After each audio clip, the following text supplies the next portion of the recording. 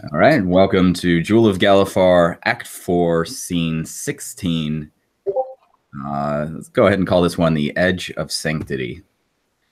So it is 990 YK.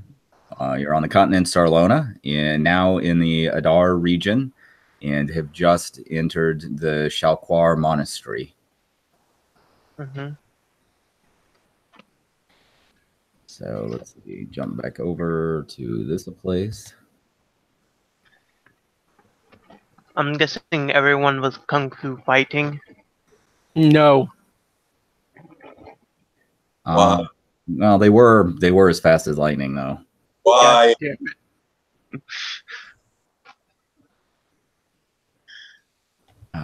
Okay. I would continue, but I forgot the rest of the lyrics. Map. What?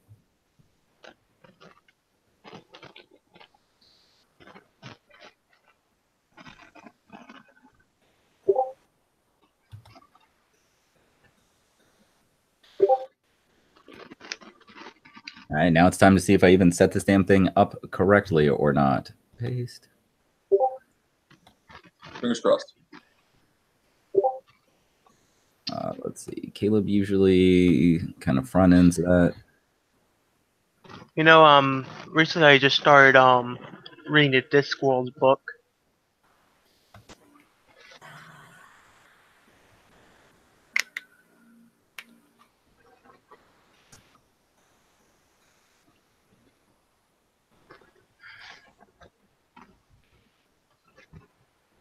All right, so a section of the stone wall that you guys had been, or stone pathway corridor you guys had been walking through, does open and slide back, and you see inside a kind of squat human monk that he looks like an old guy. Like, I'm gonna say he probably looks like he's about in his 90s or so.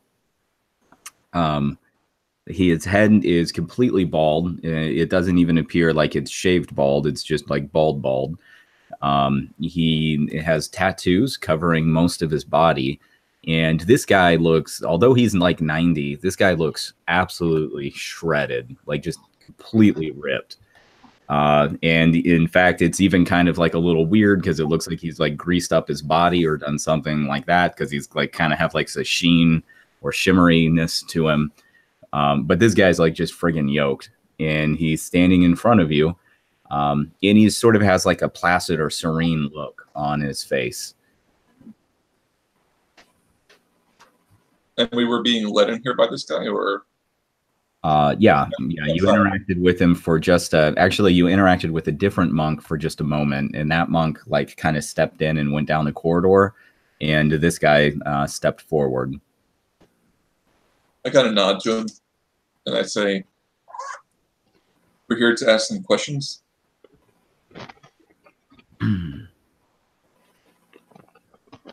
What questions might you have?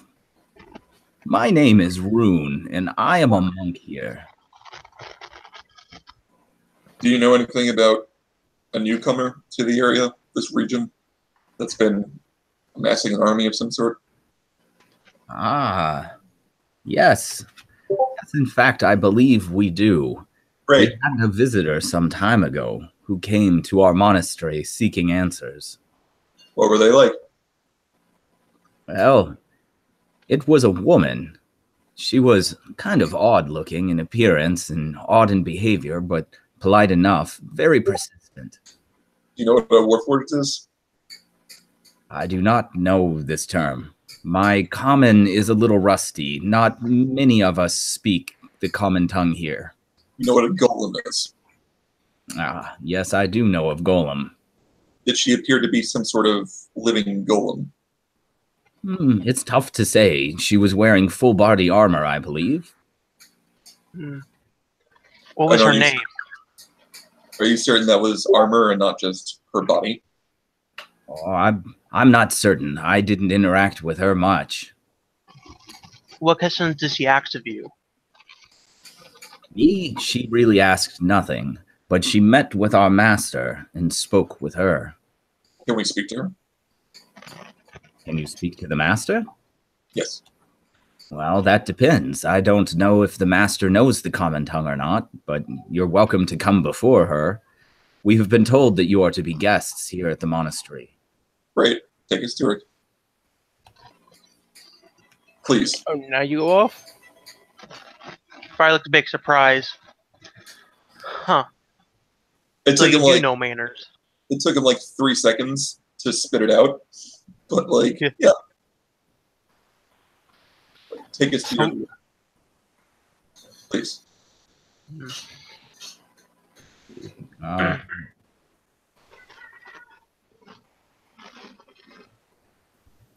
Sorry, it'll take just a second. I thought I had this on my desktop, but I don't.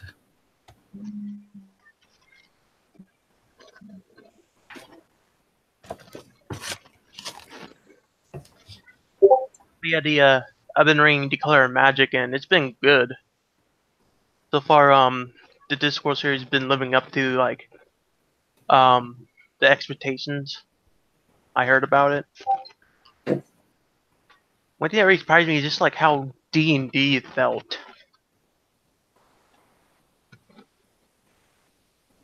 I mean, Which I didn't expect. a lot of D&D campaigns draw concepts from it. Right.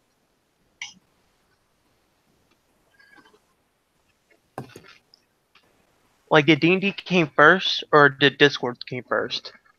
I don't know, actually. When was Discworld first published? That's what I'm looking up. Because, like, I feel like... Because it feels like either Discworld take a lot of inspiration from D&D, or D&D took a lot of inspiration from Discworld.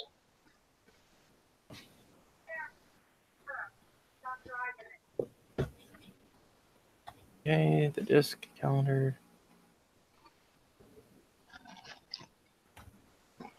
Yeah, it probably took influence from D&D because the first one was 1981. And yeah, so D&D was around for a while before that.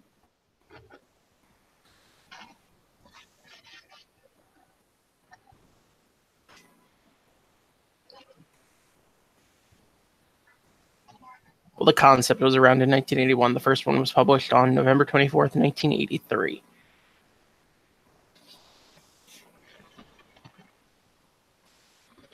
Which is The Color of Magic, the one you're reading.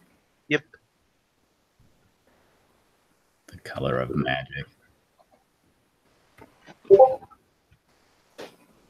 Which appears to be some kind of... I believe it was described as a greenish, yellowish purple.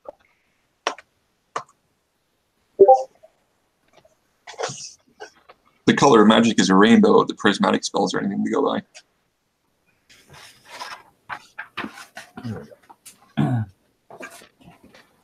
All right, so Rune standing before you in the hall, he sort of nods his head at your request to see the master. Yes, that most certainly is possible.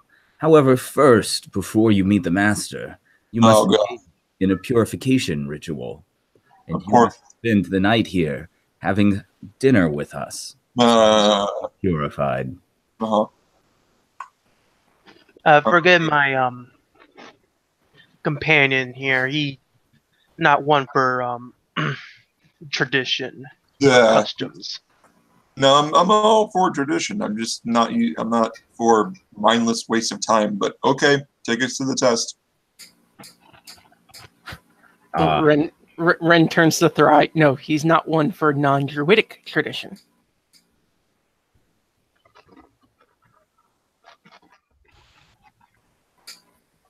Our traditions have a purpose. To you, as others have today. No, not to me. They have a purpose for you as well. Your precious dragon martels wouldn't be doing much of anything if it wasn't for our traditions.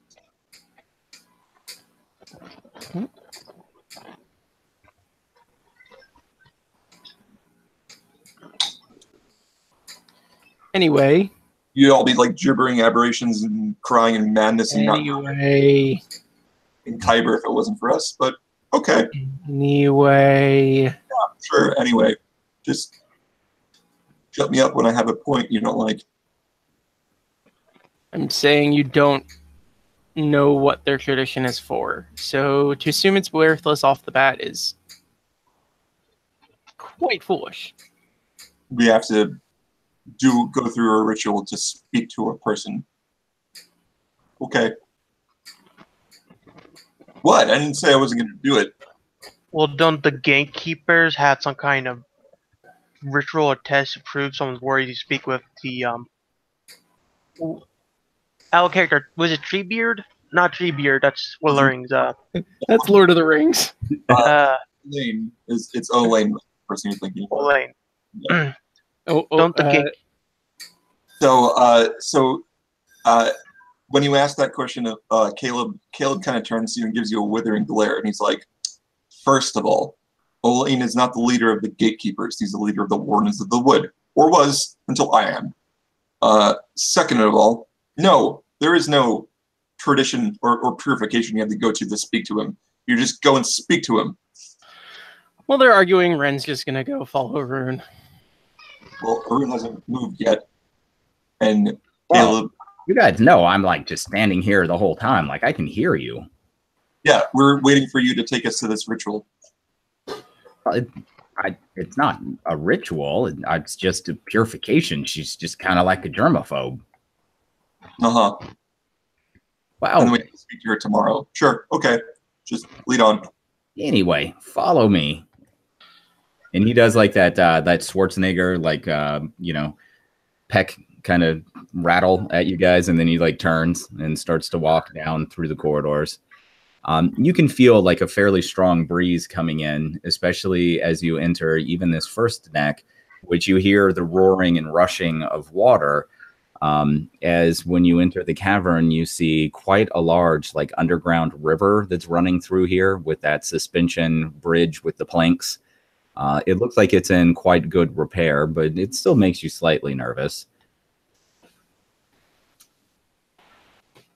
He just walks across, and as you walk, the plank bridge does kind of sway a little bit, and as you look at the quite powerful river that's cutting through the area, you can't help but notice a little bit of like maybe defensive strategy that's at play here with the bridge, especially when you get on the other side of the bridge. You can clearly see how it's actually meant to be able to be curled up and withdrawn quite easily. Let's see, I should probably zoom in a little bit more. When you step across the other side of the chasm, one of the things that kind of strikes you is just how promptly this area becomes warm. And you see moss and lichen growing on the interior of the walls. And as you continue to walk, you also notice lots of different kinds of funguses lining the walls. And they give off a slight phosphorescent kind of glow. Can I make a nature check? Sure. Does any of these mosses or fungi are antimicrobial?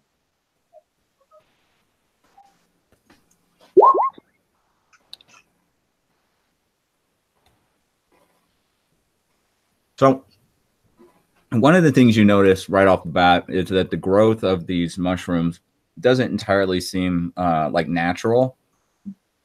That where they're growing, they wouldn't necessarily normally grow, but you can see that there's some sort of like agriculture going on where they've built these channels into the wall and this sort of drip system where it collects the condensation in the air. Okay. And you see rows and rows of different kinds of mushrooms. And you do notice that this is, especially in this area, these are all mushrooms that, although some of them aren't familiar to you, some of them you do recognize, and nearly all of them have both medicinal and nutritional properties. Okay.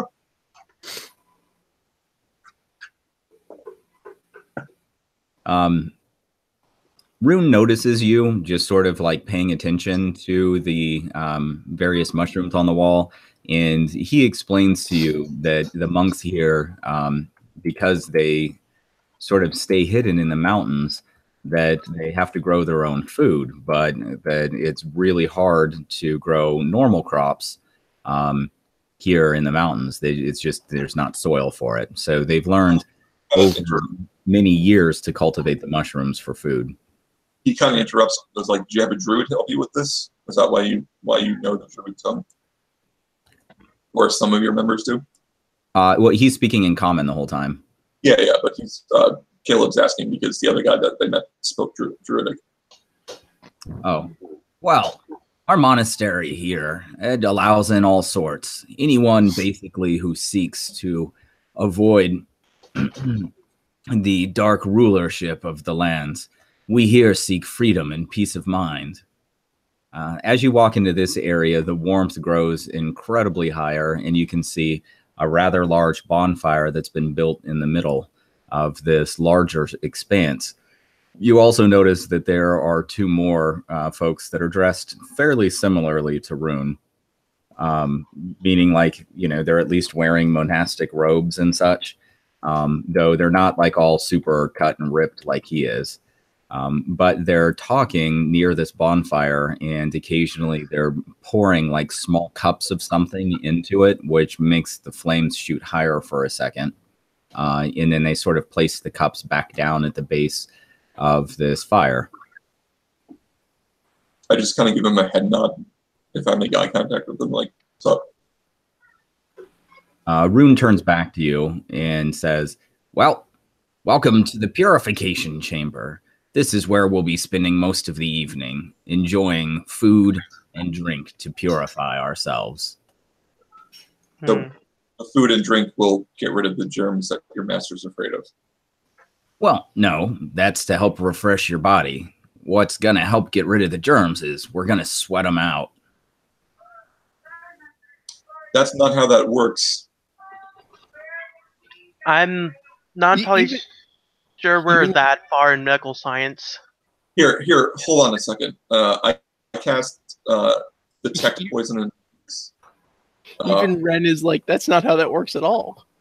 Yeah, I cast detect poison and disease with the first level spell slot, and I look over all of us, and I make sure to see if any of us have any poisons or diseases, or if anybody else has venom sacs. The answer to your question is no. Yeah. So I look over everybody and I'm like, okay, yeah, there's no disease here. We could just go in and talk to her. You do see that a few rows of some of the mushrooms, you definitely can tell that they're poisonous, but not all of them, just a few of them. And are there any separated off from the non-poisonous? Are there any funguses in any crevice of this natural ass cavern that like could be construed as diseased, like diseased fungus in any way? Like even just a little bit.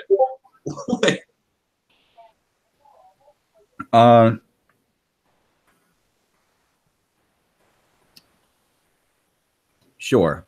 Right. So none of us are diseased, but that patch of fungus over there, that's not good to inhale. And then I point up to a corner. I'm like, there's a little infection of red lichen over there. That's unhealthy if you touch it.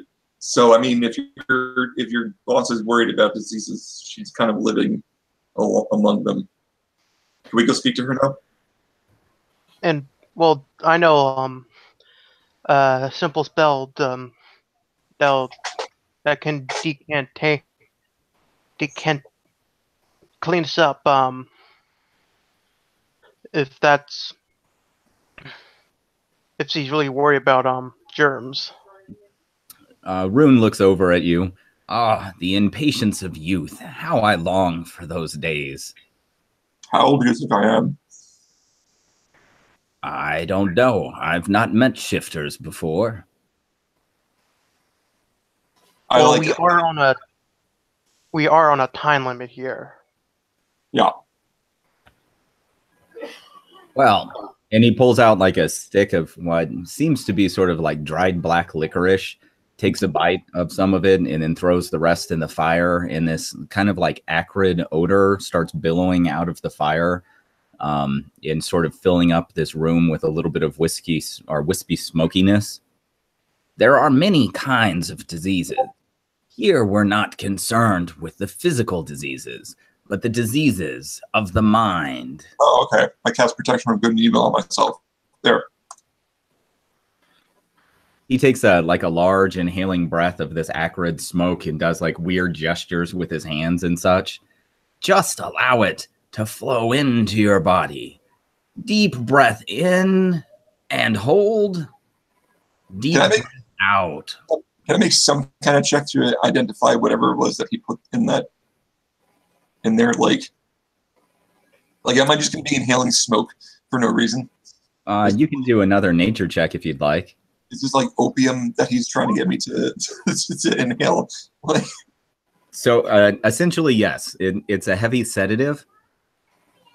But it also does have like antibacterial properties of the smoke as well. I'm like, okay, well, that's all very good and nice. It does have antibacterial properties, but as I said, none of us are diseased, and you're not concerned about diseases of the body. However, that's a sedative, and I don't really feel like intoxicating myself right now, or much at all, really. Just go with it. Just go with it. Calm the mind. Clear the mind of thoughts. That's okay. Yeah, Caleb, I believe we'll end up getting to the master faster if we just play along for now. No, I don't think we're going to get there any faster. It's probably going to take 24 hours either way. He takes another handful of some sort of herb from underneath the stand again and takes just like a big old whiff of it and then puts it back in the fire. You see another like puff of smoke come out. This time it's somewhat slightly bluish. Mm-hmm. You're not entirely sure like what it was that he put in there, but it matches a description of like some kind of a tobacco or weed that the halflings grow. Right. Yeah. Out in the Talenta Plains. I just kind of look at him. I'm like, I don't want to inhale any of that. Just calm your soul and spirit and focus your mind, my boy. I kind of look at him dead in the eye, and I just kind of like make this gesture, like, look at my eyes, look into my eyes, and take me seriously right now. I do not want to partake of any of your narcotic. Do you understand me? Very well. Then you shall sit out meeting with the master. Fine. This is your choice. There are many paths for us to walk. Fry steps up, then sits down. Well,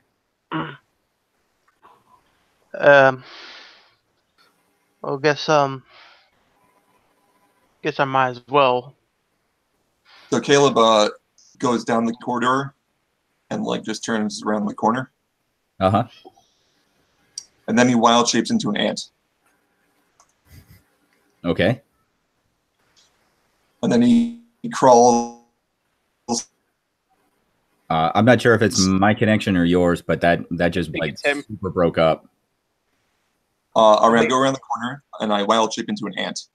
I caught that part. Okay. Then I crawl up onto the wall and I crawl into one of the crevices where all the edible fungus are, where I didn't sense any disease. And I crawl inside of that crevice. Okay. This room. Okay. So you crawl through the cracks in the wall and enter into what appears to be a large storage room. There are lots of boxes and barrels that seem to be full of different kinds of harvested mushrooms. There's also a lot of tack and supplies in here, grains and seeds. They have a lot of just, especially down on this part of the wall, it's a lot of like just knickknacks and like, random items, almost like you would find in like an antique store kind of randomness of items, but they're all useful for everyday life. Okay.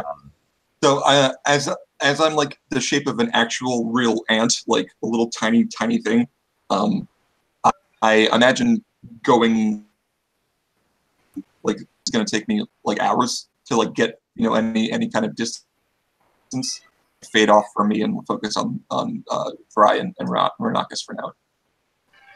Okay, so you're just kind of like hanging out in there for the moment? No, I'm going to keep exploring until I think I find the master. Like, go in here, go along the corner of the wall, like there, but like we'll just come back to me later, you know. Okay. And let's put you back in that other room because we'll come back to that in a minute. All right. So let's see. Does Renakis sit near the bonfire as well, or what does Ren do? I mean, he doesn't. He looks at Ren and goes, "Forgive my rudeness. I will, partake in most of the ritual, but I would prefer not to sit. It's a measure of comfort. I'm not comfortable sitting down in areas I don't know." Very well.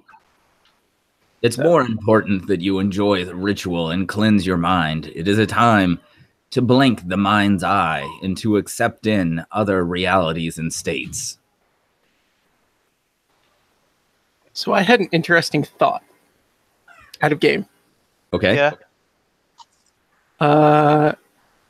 If this is going to involve Dull Core, that might lock Renakis out.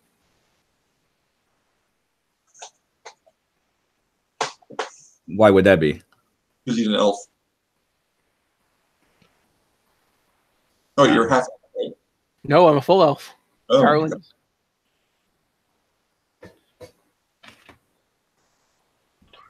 All right, so you guys just kind of sit, or Ren stands around the bonfire, and he motions to you guys several times, shows you different. It's like a jar of salt that he has kind of like rub on your neck area for some reason. Different kinds of herbs and foods. They bring out different kinds of mushrooms that you guys eat. They're not like toxic mushrooms. They're just different kinds of mushrooms. You guys don't really take like an LSD trip or anything like that. It's just the room grows hotter and hotter throughout the evening. You start sweating more and more profusely. There's all kinds of different odors and pungent things floating around in the air. And time just begins to kind of fade a little bit screwy for you guys. But you feel just really calm and relaxed in this space. And eventually you sort of go into a trance-like state, which is really familiar for Rin in particular for his sort of like elven meditative sleep. But your mind is like just sort of more aware than your normal meditations. And for Thry, he feels more comfortable than he sort of ever has in his life. And you sort of just, your mind begins to wander at different points, and you reflect back on your journeys and things that brought you here. And then after a few hours, when you're feeling just sort of like exhausted, your mind just sort of goes completely and utterly blank. It's never really happened for you in a way that's like this, where there's just a purity of the moment. And there's no thoughts, there's no wandering, there's nothing, just the moment that you're in. And you guys sit there for some unknown length of time, and eventually Rune sort of makes a motion to one of the other two members of this monastic group, and they leave the room for a second, and they come back in with like a picture of what is pure cold water, and Rune drops the pitcher, most of it, over his head, and then takes a small cup out and drinks some of the liquid from the pitcher itself, then hands the pitcher to Thry and sort of motions Thry to do the same. I do so. All right, your mind sort of sharpens back up, and you feel you just feel like clean, almost like you've just gone through like a shower, but it's more like your thoughts. You just have a purity and focus of mind. Rune makes a motion over to Thry to pass it along to Renakis. Thry blinks for a few seconds and hands it to Rin. Wow, that is effective. Ren does, over his head, drinks. He's like, I didn't think I'd get more aware in those situations. That was weird. All right. Anyway. And you guys both benefit as if you've taken a long rest. which at this point I don't think necessarily matters because I think you guys are cool with your spells and all the rest of that. But I think we would lose our temporary hit points from the Hero's Feast finally. Yeah. It hasn't been a full day though. Oh, yeah, that's right. So while you're gaining the benefits of a full rest, you're not sure how much time has lapsed. Got it. All right. So while you guys are doing that, Caleb is exploring some additional areas of the cave. And Caleb, when you make it into this particular room, you can see that there is quite a lot of iron in this room. And there's that weird sort of shaped center area in the room. And there's a being that's standing there in the middle of it that looks somewhat similar to a rather crude warforged. But more almost like, I think to explain it in sort of more of a meta way would be like a really steampunk kind of version of a warforged, as it's got various pistons and it's emitting some smoke. It's standing in an area that's kind of stoked up coals, so you can feel a great deal of heat in here. And as you're just sort of like crawling along in your ant-like state, you actually do see another shifter that's in here. And that creature is sort of walking around and picking up different tools and sort of eyeing this warforged-like creature that's in the middle, and then kind of steps and leaps over some of the exposed red coals. And you see it making some adjustments. And then the other guy that's standing in the room is picking up some additional tools and then walks over to the area and hands them to the shifter, who then starts using the tools on this other creature. Okay. That's odd. Does the creature look anything like Epoch? No, not like Epoch. It looks a lot similar to a warforged, just with a lot of additional like components and things added onto it. Additional or like missing? Say what? Like when you said steampunk instead of warforged, I was thinking more stuff like was missing and like was replaced with crude, like like artificer, like not magical locomotion, but like crude mechanical locomotion. So yeah. It definitely looks more like a clockwork contraption. Right. So it's okay. Yeah. So it's not as advanced as Warforged. No. Yeah. Not by any means. Okay. I keep crawling along towards the other door that I can see at the far wall, and I just kind of listen to them as they're speaking. See if there's if they're speaking any kind of language I can recognize or whatever. They're definitely talking back and forth and quite a lot, but it's not a language that you've ever heard. Okay. It is really rhythmic, and it points. It's almost as if they're chanting, but not in like a magical way. It's more of, gosh, I guess was that like in the 90s or whatever when that monk music became really popular. It's almost like they're doing like hymnals or something similar to that. Like throat chants. There we go. Yeah. Okay. I'll keep skittering along my way.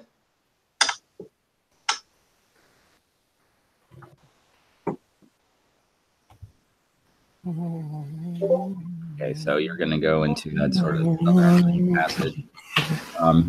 You come into another area that, again, has sort of lots of boxes that are strewn about the ground. There's another table that has just a lot of random items. Almost looks like, gosh, it wouldn't make a lot of sense to Caleb, but to Anthony and you guys, I think it would. Almost like cubbies in like a kindergarten classroom, like shoved full of randomness. Some of them look like backpacks and bedrolls and lanterns and just all kinds of absolutely random equipment. But it all seems to be equipment that would be related to like mountaineering and survival.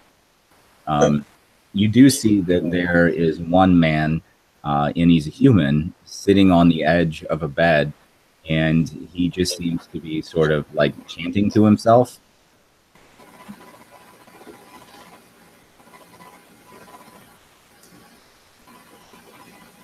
I just continue along past them and up the stairs.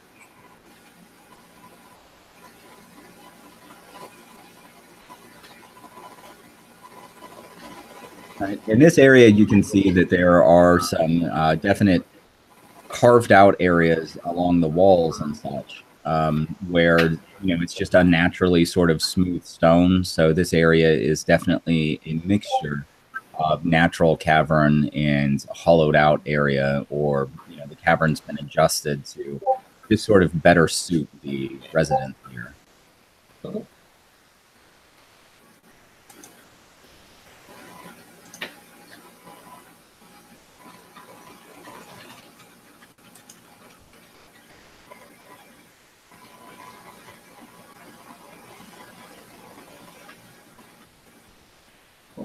The monk doesn't change any sort of actions or behavior the entire time that you're sort of skittering about in this room. When you come through this area, you hear the roaring rush of water once again, and you can see sort of out and over that expanse, and you see, if not the same bridge that you saw before, it's one that looks rather similar to it. But you also see a very, very, very beautiful woman that's standing on one side of the room, and she seems to also be sort of muttering to herself, and she has sort of like a beaded bracelet that she's holding, and as she's muttering, she's moving around where the beads are at. But she's much, much taller than a human woman, and just far more graceful in both her appearance and movements. And you actually find yourself for a while just staring at her. So, because this is Eberron and a D&D fantasy world, define much, much taller than a human woman. Are we talking like 8 feet? No, she's probably around like maybe 6'4". Okay, all right. She's not a giant, but she's just really tall. Gotcha. All right, well, I'll crawl along the sides, like in one of those cracks in the walls, to get around to this door and then through it. Oh, these areas, so those aren't like closed doors. They're definitely more built in to just be like archways. You actually haven't seen a door inside of this place yet. Oh, okay. And as you enter this room, this does appear to be some sort of like storage area.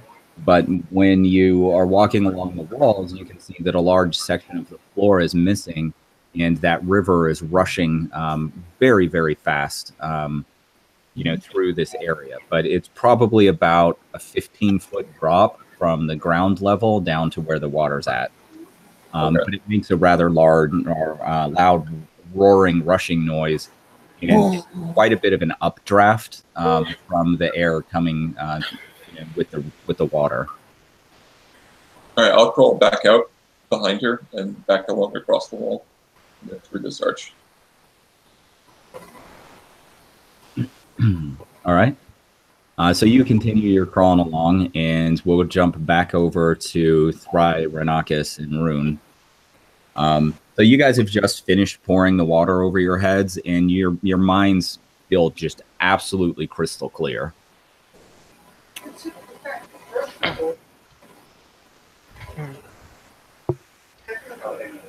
So what happened exactly with this? Usually heat isn't enough to put someone in a trance like that. Wow. The monastery of Shalquar is based upon the pathway of the mind. We seek fortitude, both mentally and physically. We seek to perfect our art form and the journey of our mind. Our Kalishtar masters show us the ways of enlightenment so that we can resist the Riederans. Who are the Riederans? The people that run the land. Ren actually knows the people who run the land. Well, they run the lands outside of Adar. Adar is our domain. Here, the Kalishtar themselves, they direct us and lead us and help us in our resistance to free minds.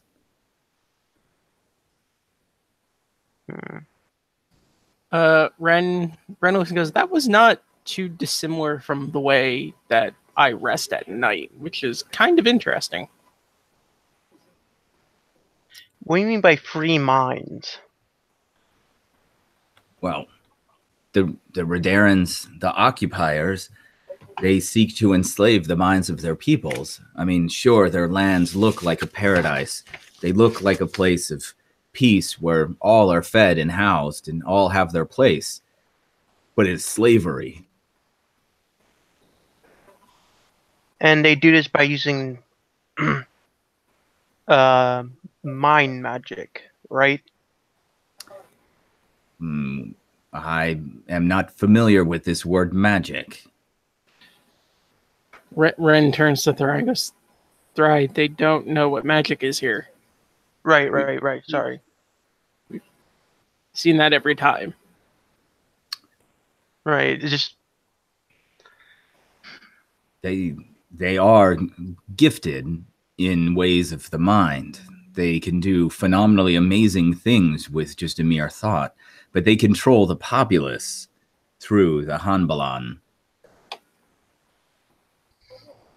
Are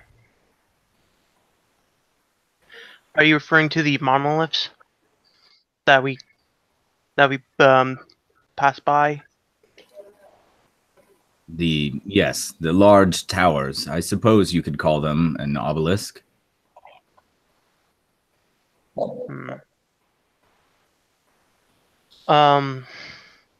We were told that they were used to manipulate people's dreams.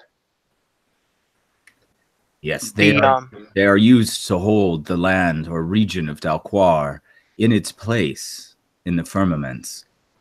It is Lashtavar that they serve ultimately. Their minds enslaved to keep the dream going. So the towers are made using the quarries. Did you say Kukui? Quarry. They are made by humans most of the time at the direction of the quarry. The quarry feed lies directly into their minds. You may hear the soothing voice when walking their lands, but the soothing voice is all a lie. Yeah, we encountered that already. You heard the voice, and you were strong enough to fight it off with no training. I am impressed. Look, one, my people are actually quite adept at keeping our minds protected, and two, my job is gathering information. We're taught how to shield our minds from that kind of stuff. I just happen to walks up to you, Ren, a little bit, and is just sort of peering at you in curiosity. You don't really feel a sense of like judgment from him, just pure curiosity. What is your kind? We're called elves.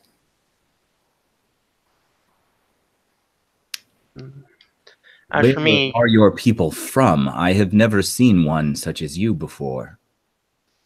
That is a very long story. The best I'll tell you is I am from across the sea on the continent of Corvair. Well, you speak the foreign tongue. I assumed as that much, but I didn't know that there were others on those lands other than the humans. Well, there are a lot of others. My people are just one of many races over there. Do you mind telling me of such? I mean,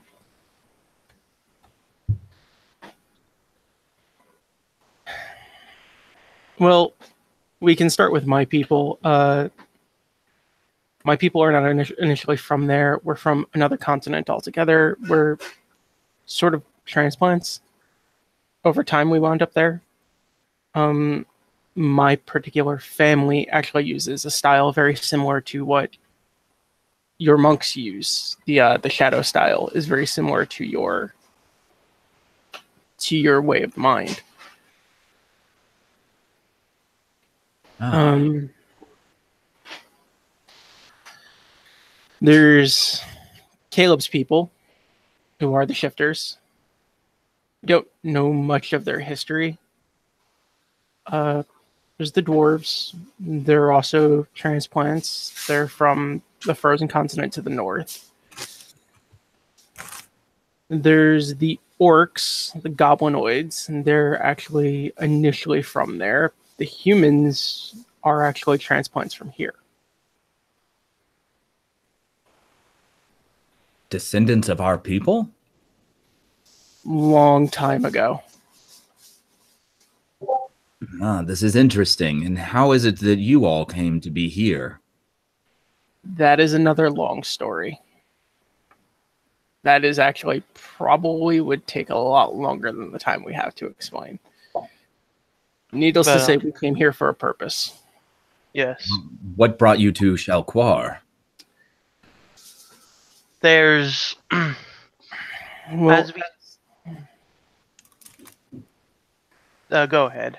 as our friend had said earlier, we're here looking for somebody. There's an individual who is, we're sure, currently, at least on the continent here, that is going to do something very, very dangerous and risks literally all of existence doing it. That's the one who was building the army, the one we think you saw, the one that looked like she was in full plate. There have been rumors around the monastery of a great Riedran army that is amassing to the north. Yes, the person we're trying to find, she's using the she trying, as we understand, she got some kind of mental power from this land, able to control a great deal many of dragons. We came here seeking to see if you know where she might have gotten such power from. Wow. This woman you speak of, Epoch, is her name. She's Yep. nearly a year here among the monks, though I didn't spend much time as I was outstationed on an outpost with that idiot I think you met earlier. Yeah. I've said too much.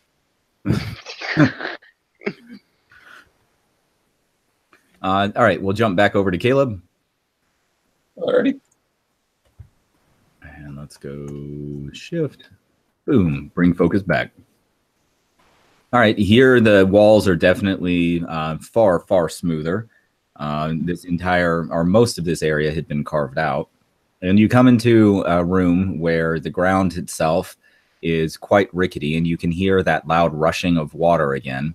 So you're assuming that the river probably runs under the floor here, and the wood is quite sort of soft, and by your ant senses, you even really sense a lot of like mold in this area. Not toxic, but just moldy. And they're, see, I don't think, I'm not even aware that ants have a sense of smell. They do. It's just a lot different than the humans. So you, I guess through your ant senses, you basically just get the sense that a lot of this floor is sort of like rotted out. But in this area, there are several other planks of wood that have been fastened to the walls, making desks. And here there's several books and lots of rolled parchment in things that are stored in this room. All right. I turn back to my normal form. Okay. And I step gingerly on the wood to see if it'll hold my weight. It doesn't really creak as much of it bows a little bit, and the wood itself under your feet feels really soft. All right, I'm just gonna walk back out. So I walk through this archway, like in full view of the woman. All right. It definitely startles her, and she drops some of her beads as she looks over at you. And she says something to you in just like a honey sweet kind of voice.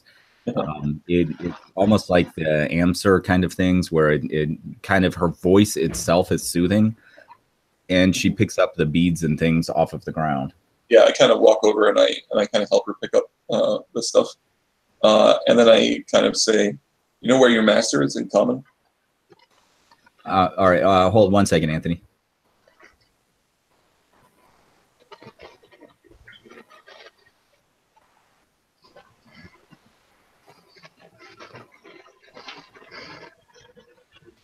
Holy crap, a third person Caleb is not being a dick to. Well, she's really pretty. So. Give me time. Give it about 30 seconds. Yeah, you saw what happened with the 90-year-old monk. You're still muted, Noah. There we go. Wrong button. All right. It's as you both are picking up the beads and things, it just sort of gives you a calmness to be in her presence. She thanks you, or at least you assume she does, as she continues to speak to you in a language that it's just sort of just beyond the ridge of your understanding. But she sort of reaches one of her long, slender hands out, and she touches or attempts to touch Caleb on the forehead. When her fingers touch your mind, you sort of see just like a quick flash of light. And then as she's speaking to you, you hear her voice begin to sort of clarify. And then eventually you understand what she's saying to you. And she says, "Welcome, shifter, to our home. You are a druid?" Yeah, that I am. "You do not belong in this time." No, I'm pretty sure I existed at this time. But yeah, I kind of took a long way about to get here. You could say that. But you do not belong here now in this time. You are outside of where you are supposed to be. Well, I don't really think I should. I'm supposed to be anywhere. I am where I am, and that's where I am. Well, there is a strength in your mind that I can sense, a resistance to evil, an ability to overcome adversity. I sense that it's been less than an hour. I still have protection from good and evil cast on me. Yeah, we'll say that spell has expired during your journeys. I was going to say, what does it want to be? Oh yeah, it's only 10 minutes. Yeah, that would have gone away. Yep. We lost Brandon. All right. Caleb says, "Well, thanks. That's very kind of you, but I'm actually trying to find the master of this temple." Ah, you look for Izushila.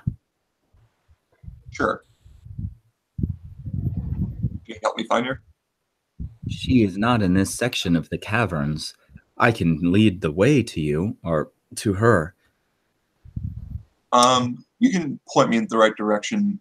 I'm not really looking to partake of any mind-altering substances, if you catch my drift. So I don't want to do that ritual that old guy wanted me to do. Ah, Rune, yes. He is quite insistent on cleansing the mind before meeting the master. Yeah, I don't really think my mind needs much cleansing. Well, that is up for each to determine their own state of mind. But know that the cleansing ritual can help purify your thoughts and reground your mind. Well, I appreciate the offer, but if it's an offer, no thank you. And if it's a requirement, too bad. There it is. Yep. Yes, I can appreciate your strength to avoid the Altivars. However, the ritual is not an Altivars. There's no temptation there. If you do not wish to engage, that is your own choice. I will not press.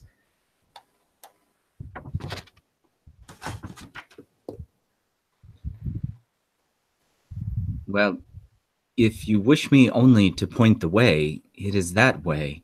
She gestures back down the hall that you had come from. Well, I appreciate that. Thanks. The monk is sitting on the bed. Why is it you seek the mistress?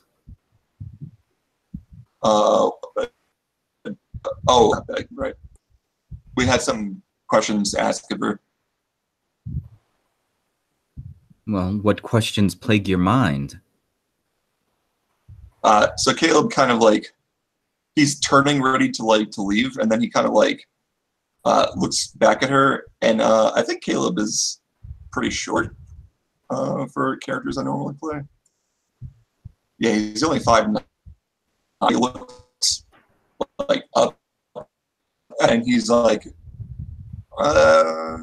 maybe you might know the answer. So we're trying to track down a very dangerous individual that we think might have come through here.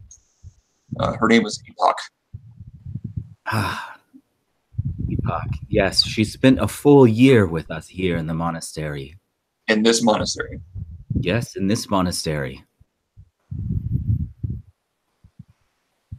So at that, Caleb kind of like shuts down a little bit, and she can like sense like his walls go up, I guess, through the mental connection or whatever. And he's like, oh. And he just kind of takes a step back. And what did she do when she was here? She came to learn. She came to sit at the feet of the master and learn about the path. She was exceedingly interested in Delquar. There is an echo coming from somebody. Yeah, and I just started hearing that too.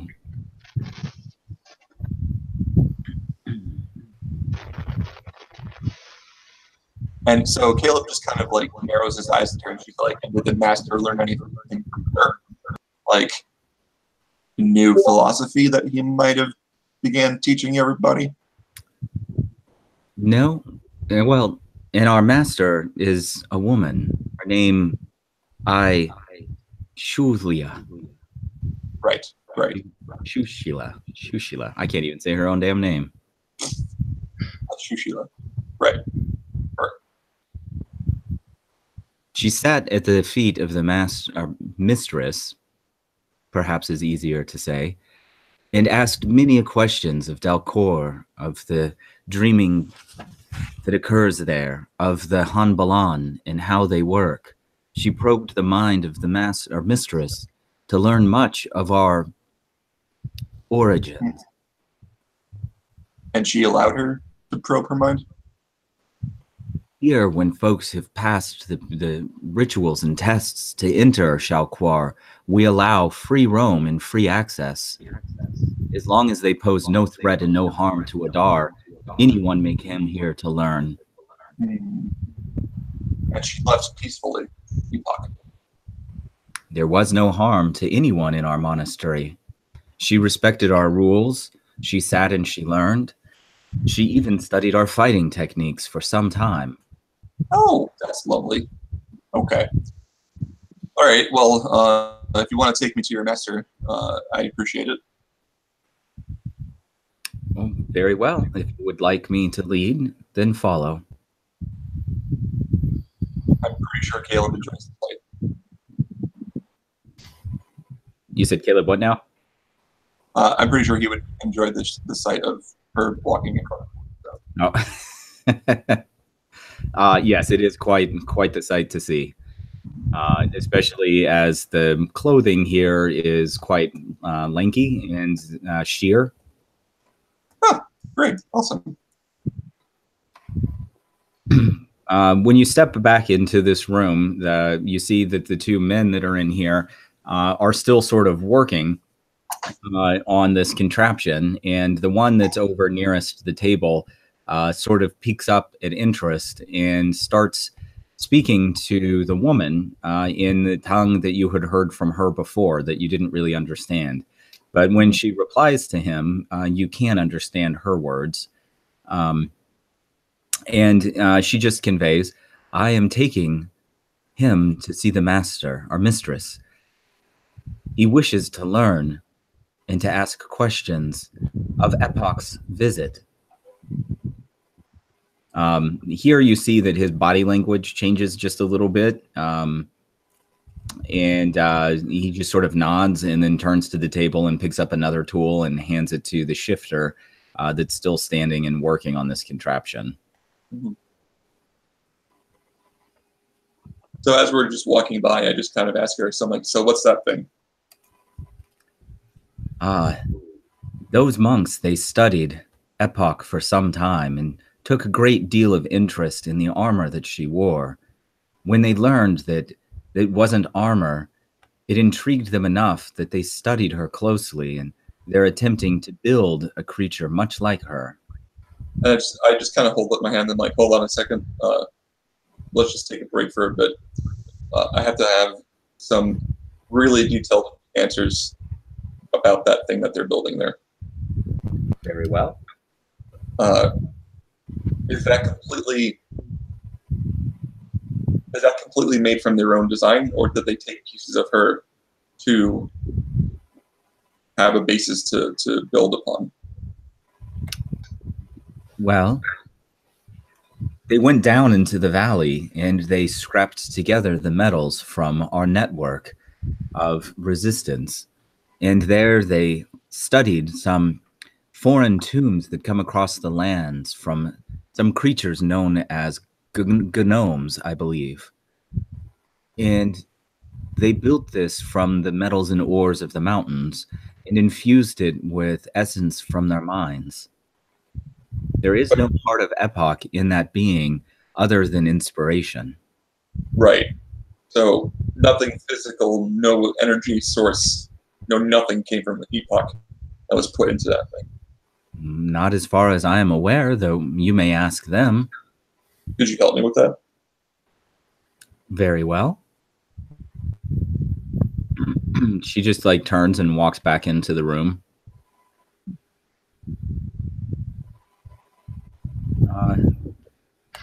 So she walks over towards the one that is nearest the table, who's still like kind of going back and forth with different tools, and you hear her ask him, "This one would like to know more of your creation."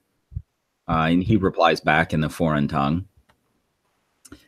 She says, "Very well. He is quite interested in explaining to you whatever it is you wish to know." All right.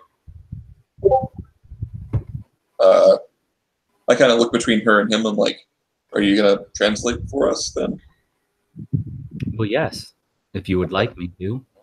Sure. Ask him what's the thing's power source. So she turns back and you hear her ask, "He wants to know how this is fueled, I believe." The guy answers again in some other questions and makes several motions, almost sort of like sign language. But you get that this guy just sort of talks with his hands a lot. Okay. And she turns back to you and says, "He is powered much like the Hanbalan.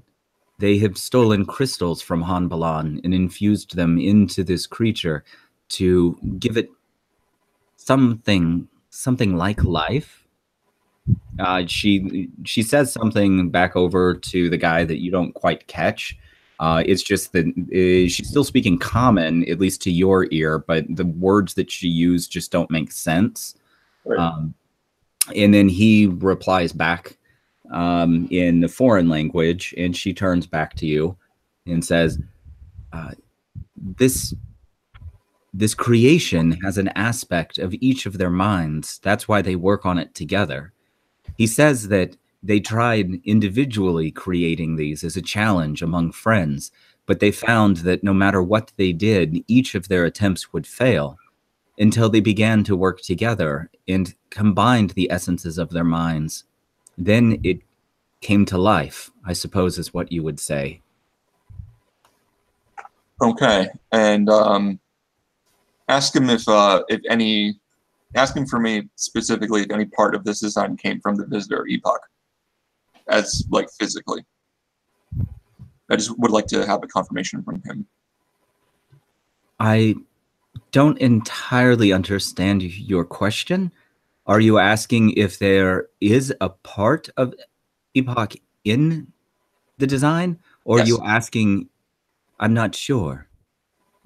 Could you ask him, please? You hear her ask him, and she just says, is a piece of Epoch inside this monster? Or not monster, but contraption? Yeah. And he utters back to her just a really, one word, and she turns and says, no. All right.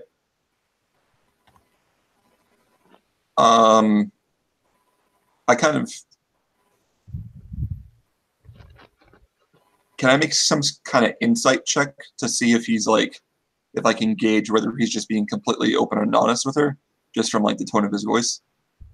Yep, but let's give it disadvantage because you don't speak the tongue and whatnot. Okay. 16. That's still pretty good. Yeah, although you can't speak the tongue, you do get a sense from his body language and sort of like the shiftiness of his eyes that he's hiding something. Really? Okay. I asked her. I asked her. Did she tell me her name? I don't believe she did. She did not. And I kind of tell her, I'm like, excuse me, I don't think we've exchanged names yet. My name's Caleb. They call me Miracle. Miracle? Or can I call you Miracle? I heard America. So did I. Yeah, I don't want to call her Merca. Merca! Fucking America! That is fine. You may call me Miracle if you wish. Okay, well, Miracle, I think we have a good rapport here, but I must tell you, I don't think your friend is telling you the whole truth. She turns to him and speaks much harsher to him. And she sort of like gestures over to you as well and says, he says that you are not being truthful, that you are bringing deceit into our communication. What is it that you are hiding?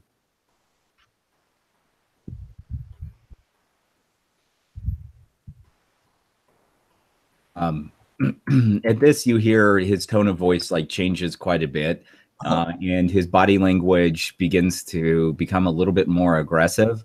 Right. And he throws just sort of slams a tool down on the table, Right. continuing this just like string of conversation with her, and really does have quite sort of like an aggressive tone in movements. Right. And she's speaking back to him, but you can hear her like tone of voice sort of changes a little as well. But you begin. I kind of walk up right behind her. Say what? I kind of just walk up right behind her, so I'm close. Okay, that does clarify some of the conversation. You lost just a little bit, but you do hear her say, "Danon, it is unacceptable to be deceitful here. You need to tell us the truth. Are you hiding something?" And you hear him sort of mutter some more, and he's kind of tantruming a bit, and you see him like pick up another tool. He's sort of examining it, and then he just slams it back down on the table. He says something back to her, and he starts to walk out of the room. Hold on 1 second. I need to read something. I'm surprised Caleb hadn't straight up destroyed the contraption when he found out he was being deceitful.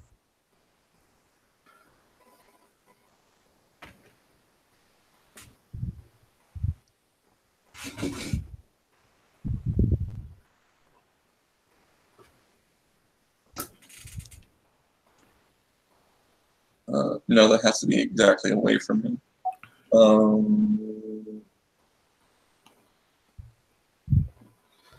Alright, I'm going to cast a 5th level spell.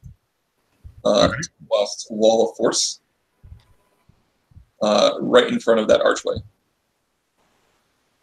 Okay, so you're blocking him from leaving the room. Yeah. All right, let's see. So as he's walking, he just totally get kicked out. What? We're gonna get kicked out. He totally just, it's, you know, exactly like watching somebody walk into a sliding glass door. He just blam, like right into this thing and rebounds off of it. And you hear him utter what you just assume is like a string of curses as he clutches at his face. Then he like looks around and reaches out a hand and touches this invisible barrier. And that is the Wall of Force because I can do up to 10-foot panels. So I cover both exits to the room. Okay. He reaches out a hand and touches the invisible barrier again, and then pivots on his heels directly and storms back into the room. And he starts more like yelling at Miracle. So I kind of look at Miracle and I'm like, tell him it's a matter of life and death. She steps forward again and points her finger at Danon or Danon. And you hear her say, "If you do not tell the truth, he says he will kill you." Caleb kind of opens his mouth and he's just like,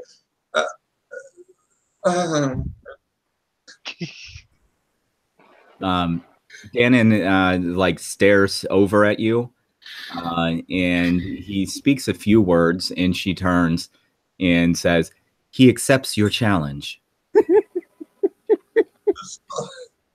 We're gonna get thrown out. Okay. I kind of look at him and I'm just like, I just make a motion for like moving your lips, like, tell the truth, buddy. Gonna get decked in the face.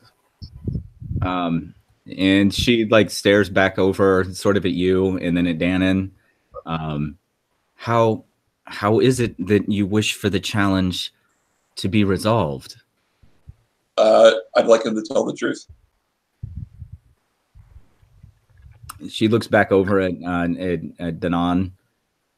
He says again, "Tell the truth or you will die." That's not what I said. Miracle, why do you keep telling him that? That's not what I said. He turns back and says, I do not understand this expression you use. You say life or death. Are you not threatening him?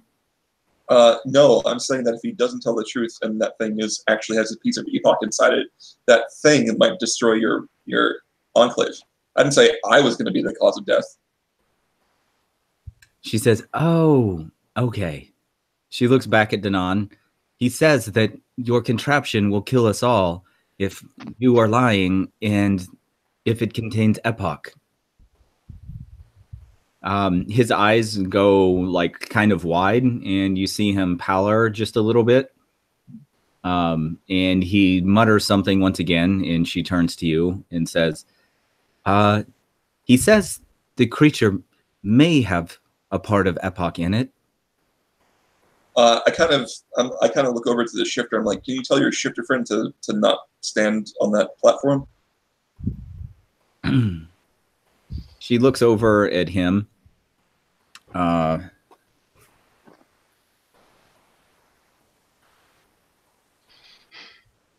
Ari, our guest here is asking you to step away. You hear Jari like snarl out at her like a response, and he picks up a tool and sort of like tightens up like a nut or a bolt or something similar to that. And then you see that he kind of like just moves a little panel on its back and a slight green light emanates from it. And then you see him like touch his forehead and his finger glows a little bit and he touches the little area of green on this thing, and then closes the panel, and picks up another tool. But while he's bending down, you see like some steam and smoke begin to emit from this creature. And it begins to sort of, you see little pistons and things go up and down. And he looks back at Miracle and says something. And then she says, "Oh, he is done for today anyway." Okay, great. Tell him to get off the platform. All right. He steps forward with his tool. And then you see that this creature just like whirls almost instantly, like the top half of it just turns around, so it's staring directly at you. And Jairi like stops for a second and looks just a little bit surprised and turns towards it.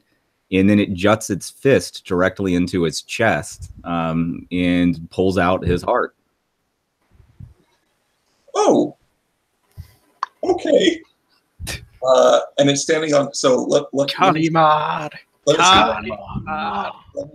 see if I have this clear. It's standing on a stone platform in the middle of like hot coals or lava or some sort. Like, yeah, what they're is surrounding it. Hot stoked coals all around the area, almost like a campfire that's kind of burned down. And then it's a lot of iron grating that's above it, almost like a grill. Okay, if I thunderwave like the corner, like of the circle that it's standing on, would that like flip it over so it dumps him into the hot coals? You don't get a sense that the gust of wind would probably do that, because it's quite a large and thick platform that it's standing on. Not gust of wind, sorry, thunderwave.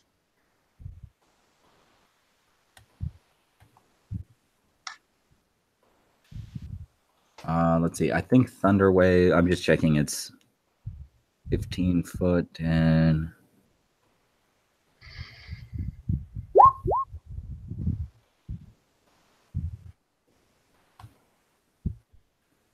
You're not sure if it'll do that or not, but I mean, just eyeballing the situation, you really get a sense that it'll blow coals like probably all over the place. But the thunder wave might be powerful enough to damage the platform in some way. Okay. Oh shit! This is the same day that we thought the idiot, isn't it? Yeah. Shit. Okay.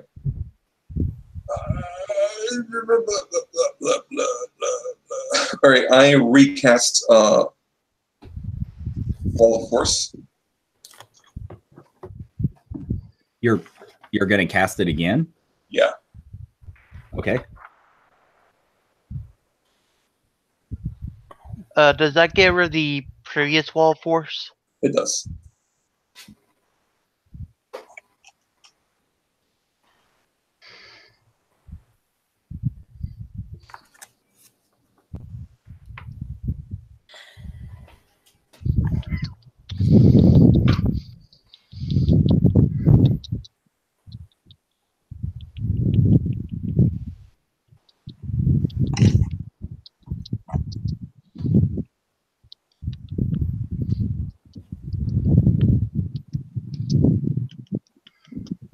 Okay, so is that okay? You're trying different options at the moment.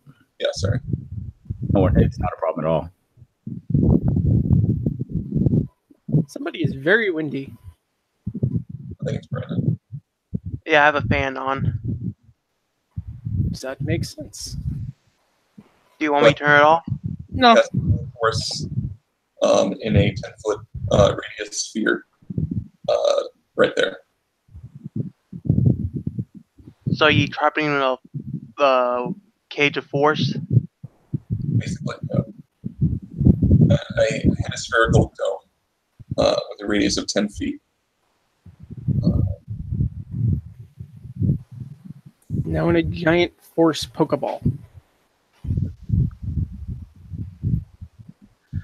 Well, hopefully it doesn't have disintegrate. Hopefully. All right. So you cast the spell. Miracle like gasps and steps backward, sort of bumping up against the table, which knocks some of the tools off. Danon, you hear he just like shouts immediately, and then he takes on like a fighting stance, and you see him like lurch forward at this creature, and then just like blam, he plows right into the side of your invisible barrier again. And I kind of point at him and I'm like, see, you see, this is why you don't lie. And I'm like, and then I turn to Miracle and I'm like, tell him that. Now that the wall of force has gone from the exit, do we hear like any loud commotions coming nearby? Probably do hear Caleb shout because he shouted that at the top of his lungs. Yeah, go ahead and give me a perception check.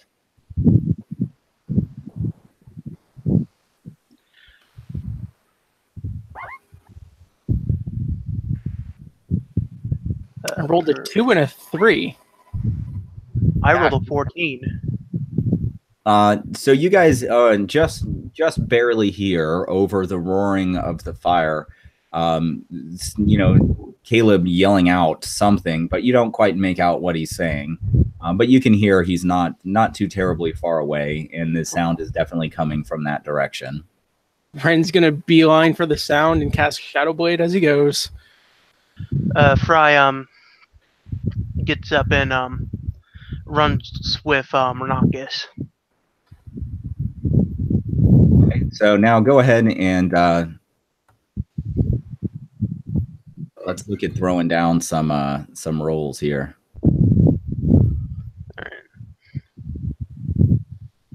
Oh, and before we get into to any kind of combat or any of that stuff, let's go ahead and take a little minor bio break.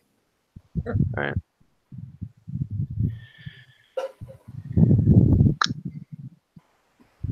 So, I'm gonna probably guess that while we may be able to destroy the robot, we won't be able to destroy whatever piece of Epoch is in it. Yeah, we'll probably have to get you to absorb it or eat it or whatever. I had a very interesting thought that terrifies me. What?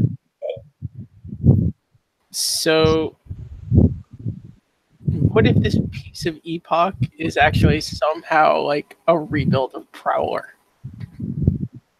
What? That seems like something that Epoch would try to set up as a dick move.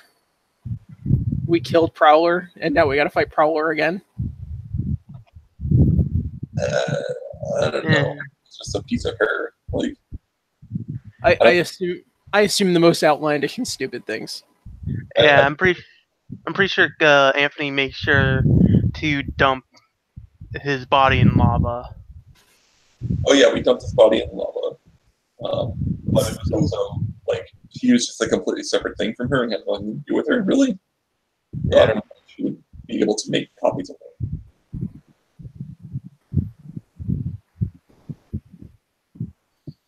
But speaking of that, one note is before Fry got like when Fry was stuck in the ring, and one way Noah fought in order to get Fry's body back is to have like a few deactivated Warforge, and you put the ring on the Warforge and Fry would use that as a body, but I mean, that's one of the theoretical uses that Warforged were originally for, was to create bodies for the quarry. right. One theory. A game theory. Don't know. I like that channel. I do too, but just the shame would happen to Ronnie. Yeah. That was real. That sucks. Same week Matt Pat had his kid too. I know, right? That's so sad. Yeah.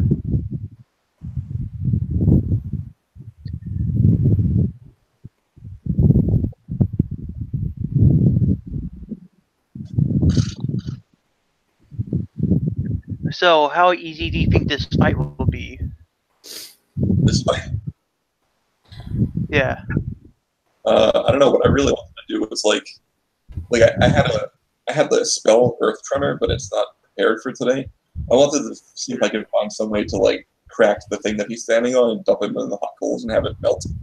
But I don't think there is. I don't think it is a lava pool. It's just like there's a bunch of. I think he just said it was like a bunch of coal. I want to state that that is a horrible floor design, by the way. what's a horrible form? There's this pedestal standing over this thing of hot coals. Well, what you see, Chris, is that in fantasy world, the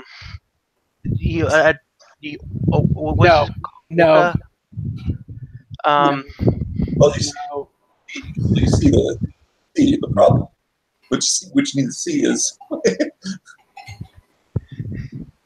But you see, the problem is stepping on that grate is like stepping on a grill.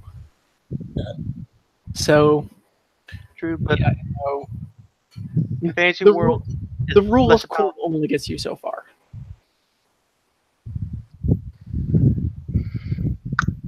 well, I got I got all my spells. Same, and I have my my dragon mark ability back. I finally might be able to get out the prismatic spray. I'll try.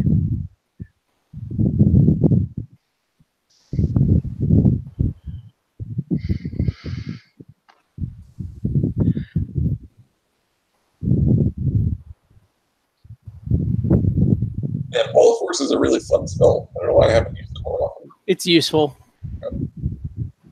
Oh, I remember the first time I cast it was I sunk a whole ship.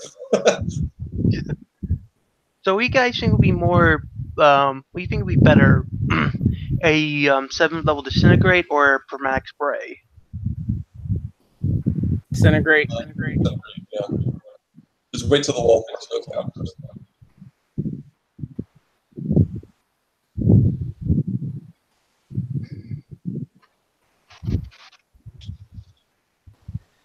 What do you think? So you think that the consistent damage of disintegrate is better than the chance of? Yep.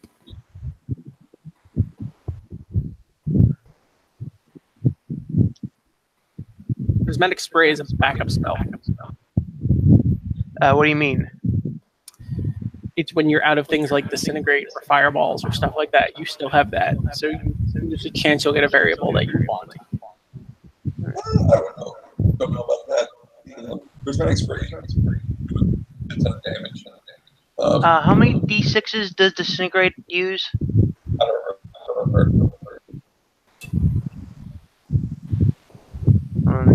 D&D Beyond. So, do you guys use D&D Beyond much? Because, like, I no. use it mainly to check on spells. I don't use it. Brandon, Yeah? can you doesn't hit your mic? Huh? Could you move your fan so it doesn't hit your mic? Alright. Description. Yeah, that's much better. I think he turned the fan off. Yeah. Well, I appreciate it. At default, disintegrate is 10d6. And it adds 1d6 per spell level, right? Or does it add 2? 3. 3. 86 per spellable. Shit. So at level 7 it'll be 96s. While No, Fireball, 'cause disintegrate is a level 6 spell. yeah, 6 plus 7. No. It's default of 10. Alright. So at level 6, it's 10. So at level 7, it's another 3. So it's 13. Yes. Plus 40. Fireball. Plus 40. Fireball is 8. Was it 8d6 or 6d6? 8. 8, and it gains a d6 per spell level. Correct. So at 3, it'll be 8, 4, 10, 5th level. No, at 4, it's 9. 9, yeah, that's right, 9, 5th, 10, 6, 11, 7th. 7th would be 12. And it's also an area of effect. But right now we only have one enemy. Yeah, right now I'm just saying, like, which will I'll get the most damage from. That's also another thing with the AoE spells you got to watch out for. Yeah. Or there's Chromatic Orb, which is D10s. Single target. I've had players go, I'm gonna cast Cone of Cold. Okay. So your enemy needs to make a reflex save, and so does 3 of your party mates. What? Right. Why? Because they're standing right next to your enemy and they're in the cone.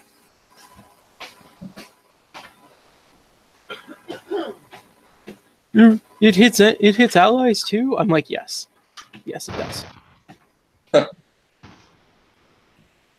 mean, if it was like a cone and we were in a tight spot but we needed damage, I would probably try to like aim it up. Like get real close and just like up in the monster's face, so it just like hit like the ceiling. I don't think it works that way.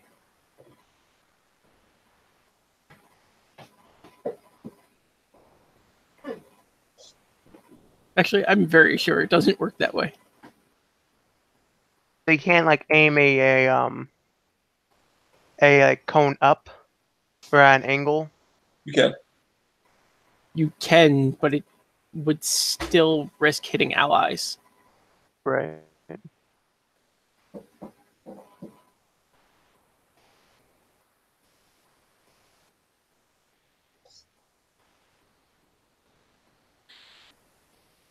Like I've had players get really mad at me because I used a beholder once, and what I did was I just had it fly above them and just look down at them, and all they had were magic items to fight with. Yeah. Beholders are motherfuckers. Yeah. So Chromatic Orb is 3d8 at first level and 1d8 for every other past that, so it'll be 4, 5. It'd be whatever level the spell is plus 2. So it'll be 98. So it'll be 98 plus 5 for fire. By you 7th.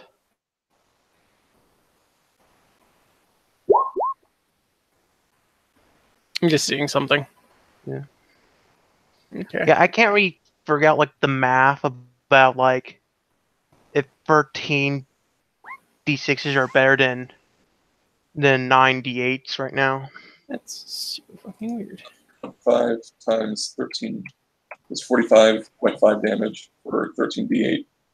And then 13d6. And then 4.5 times 9 is 44.98. So 13d6 definitely better.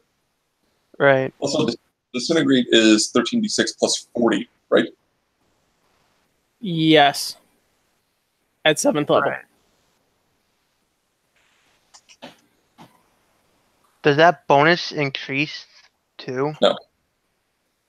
It does not. That's weird. I thought I had this set up so I could do that.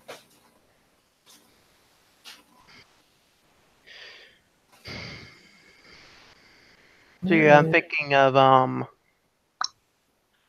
disintegrate and then hold monster. No, hold monster first, then disintegrate. Right.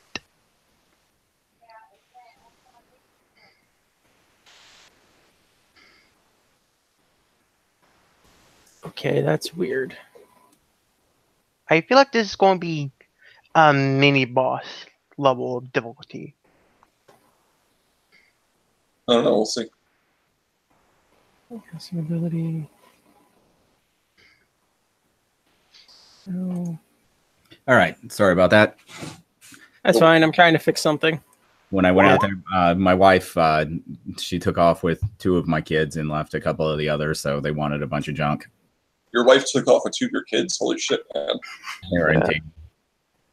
Well, my oldest son is at a birthday party right now, so I think at least one of my other sons went with her, maybe 2 of them. I don't know. I was just making a joke in poor taste about your wife leaving you. Yeah, that happens all the time. I'm used to it. She makes jokes about that too. Although I'm not sure if she's joking, because she's usually like quite deadpan. She has a very dry sense of humor. Very dry. Very dry. Huh. All right, so let's see. I probably should put up the initiative turn tracker thing. Sure. And what do we got going on over here? We have Shadowblade, Shadowblade, Shadowblade. I was testing something. So in both Caleb and Ren, you guys didn't roll initiative yet, I'm assuming, right? Like these are old trackers? My bad. Okay, so I'm clearing those off. I mean, no, I rolled a 6.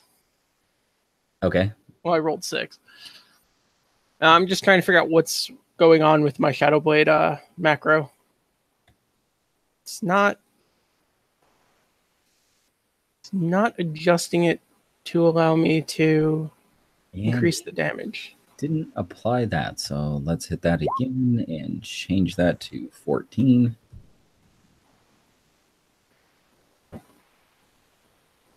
Weird. Aspect. That's a cool name. Let's not compliment the murderous murder bot. Okay, now No, I'm complimenting Nova, the guy who's trying to kill our characters. Right? Yeah, let's not do that either. No compliments for the PM. Not until after the session.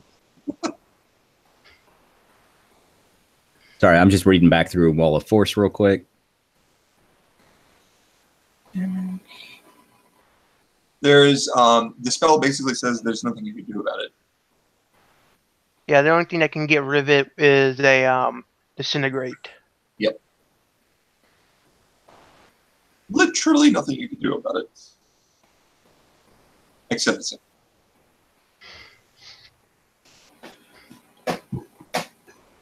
There's really nothing you can do about it except for this one thing. Yep.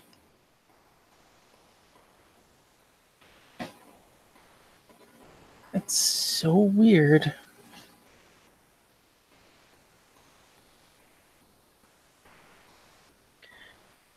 You know, I wonder if the fact that Fry has like absorbed like 2 other himself would come into play sometime soon. Yeah, I'm also just looking up some rule clarity for a second.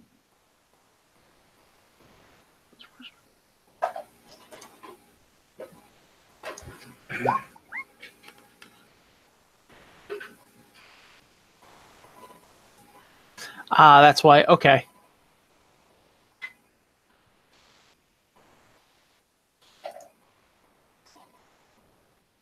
Now sense is made.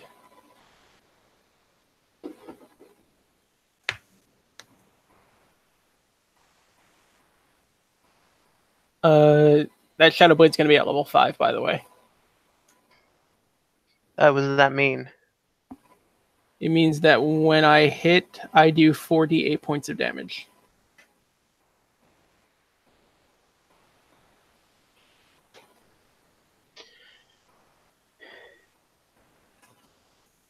Just double check and make sure that the way I believe it to. Okay.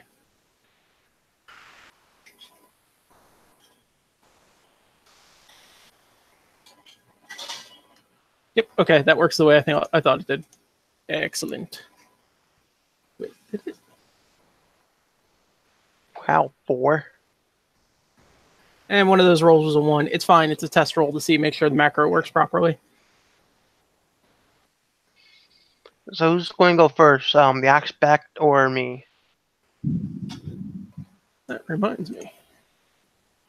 Oh.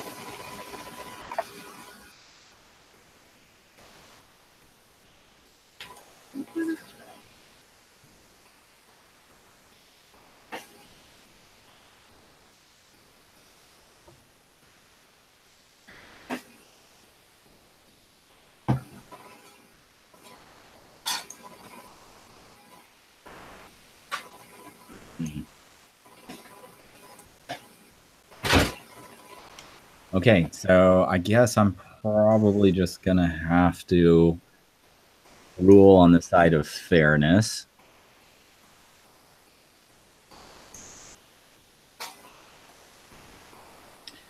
Okay, so you see Aspect still staring directly at Caleb, and its sort of top half it had pivoted to face you.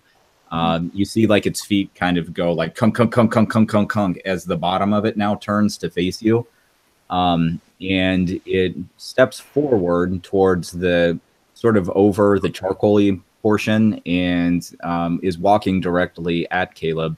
And then like Kong hits the side of the wall.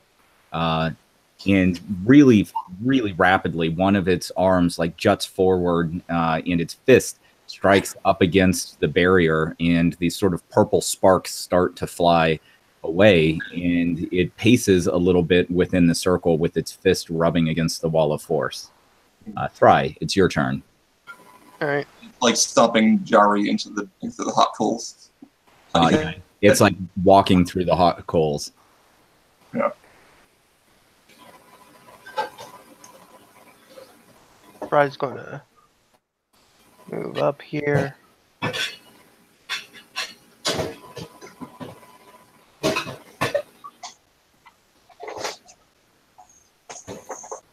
$20.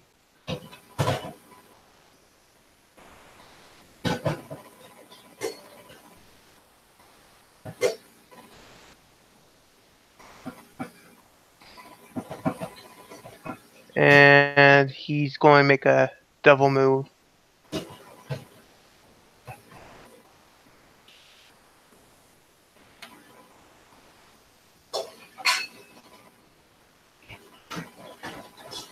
So he can make it into this room. Fry runs up and turns to Caleb. Okay, what's going on? Not my fault. Murder bot killed their friend. I think it has a piece of Epoch inside it. Great. I'll end my turn. No, wait. No, never mind. I end my turn.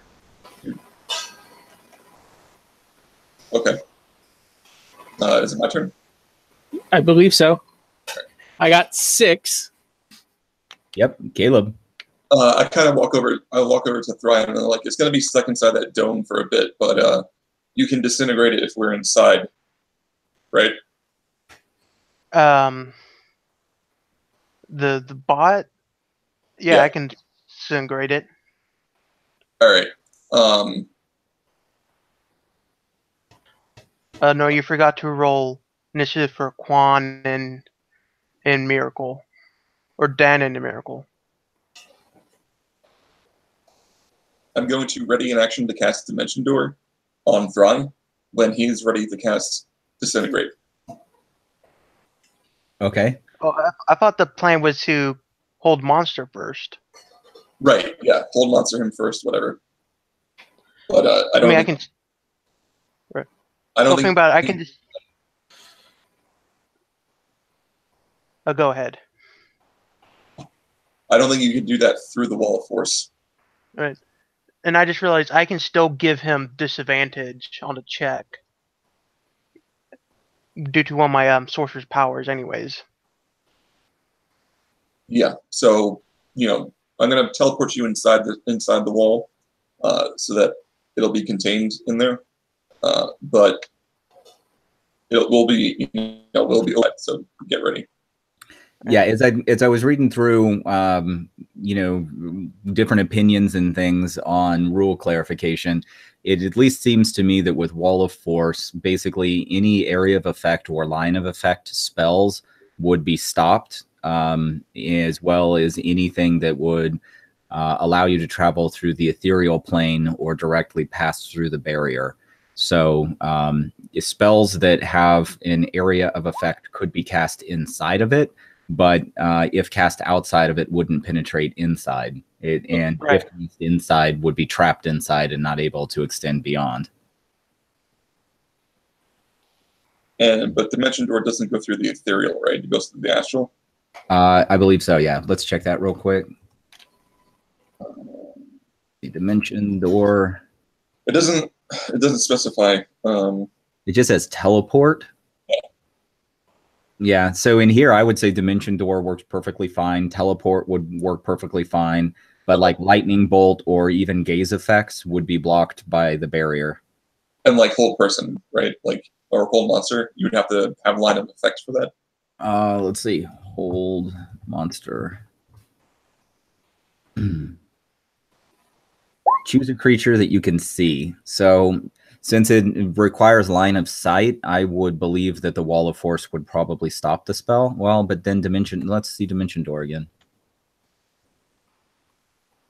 I don't have to see the target. I can specify a distance. Yeah, because it can be a place you can see, one you can visualize, or one you can describe. So because of those differences, I would say Hold Monster would be prevented, but Dimension Door would not. Right. What about Steel Wind Strike? Yeah. It's literally a short range teleport. I hop between targets. Does it go through the that one plane you can't get past through? Probably does not specify. Okay, so what's your guys' plan of action then? I believe the plan of action is Caleb's going to hold his turn until my turn, in which case he's going D-door. I'm ready in action to cast Dimension Door when he's ready to cast a spell on the creature. Yep. Okay. So then that's it for Caleb? Yep. All right, Ren? Yeah, that's a wall. That's why that's not going through. Let me 5, 10, 15, 20, 30. And also, let me back up a second. And after Caleb, Dash. Caleb like readies his action, you can see Aspect is still sort of moving around in the circle, trying to keep pace with Caleb with its fist up against the Wall of Force. And you see it like strike at the wall again with its fist. In this time, you see like from where it hits, it looks like sand, like flies all over the inside of this area. And it's like a pure white sand. Ren's gonna go. He's gonna dash to get in there using his bonus action, draw his rapier, and cast Steel Wind Strike. It doesn't specify what plane I go through.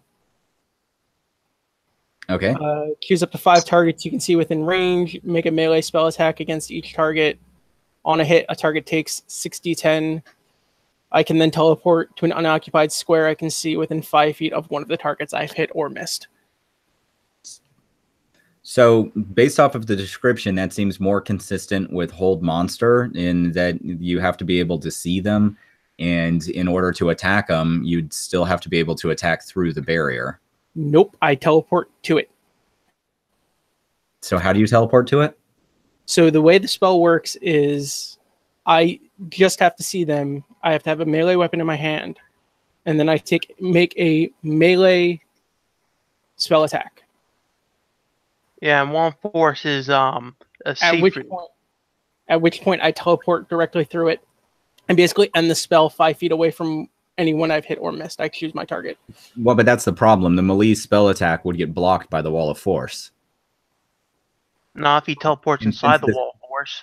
But the spell specifically says that you can then teleport to an unoccupied space of one of the creatures you choose. Even if it misses, the teleport would still kick in. Which But means I would still. But what I'm saying is you can't even attempt to attack him because he's on the other side of the wall of force. That's weird.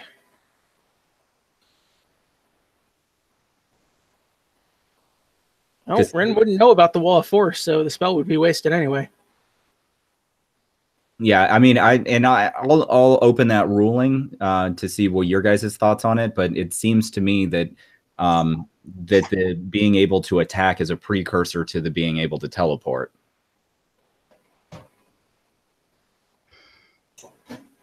If he needs to make an attack first, then teleport, then I would agree on your ruling, Noah.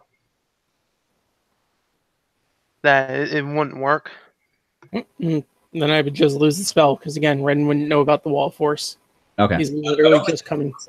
Yeah, I think that's fair enough, because Caleb cast the wall before you were in the room. You can't see the wall, and your only indication that there's anything happening is the sand flying against the inside as Aspect is attacking it. Yeah, so you come into the room and you just see this thing pointing like a sparking purple fist at Caleb. No, I wouldn't go that far. It would literally, I would be here. I would try to cast the Steel Wind Strike. It would fail. I wouldn't move from that spot. But in order to cast it, you'd have to be within melee range. Nope. The point of the...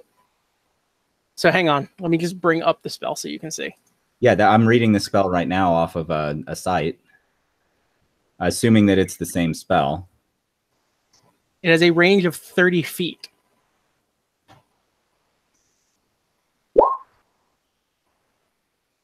Within range. No. Yeah, but my range for the spell is 30 feet. Right.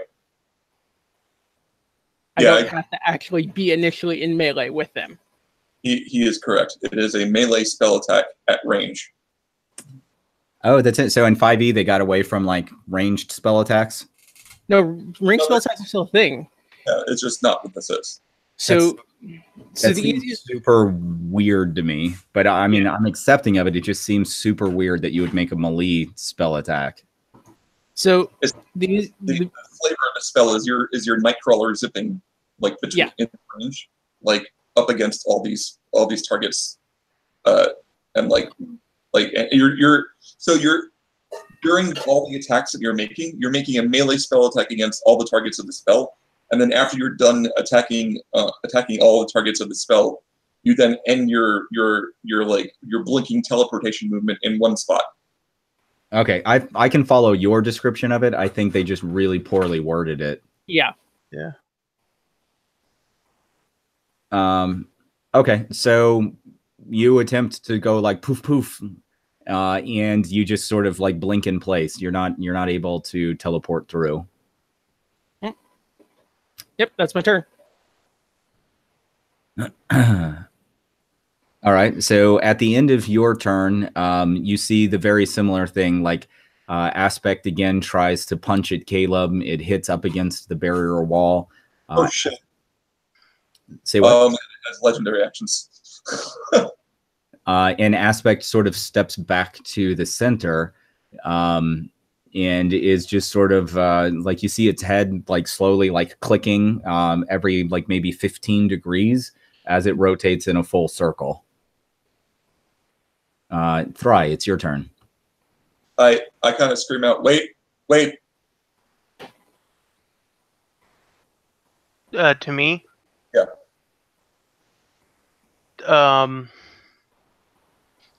Why?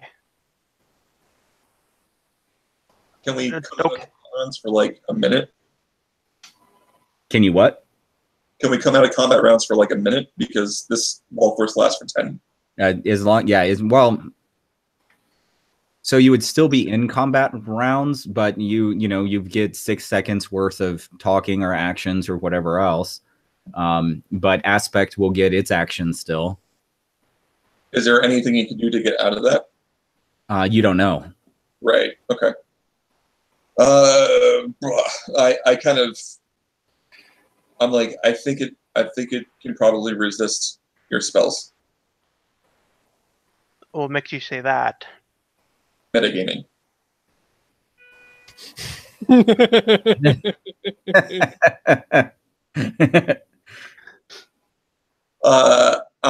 If this thing is a piece of Epoch, Epoch is a creature with immense cosmic significance.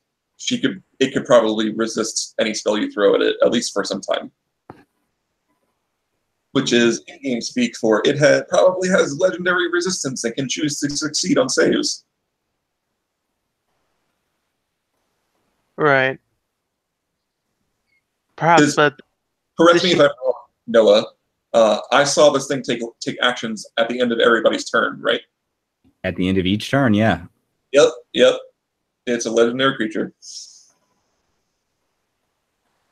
I'm like, so whatever spell you're going to use on it, it can't be one that it can passively resist.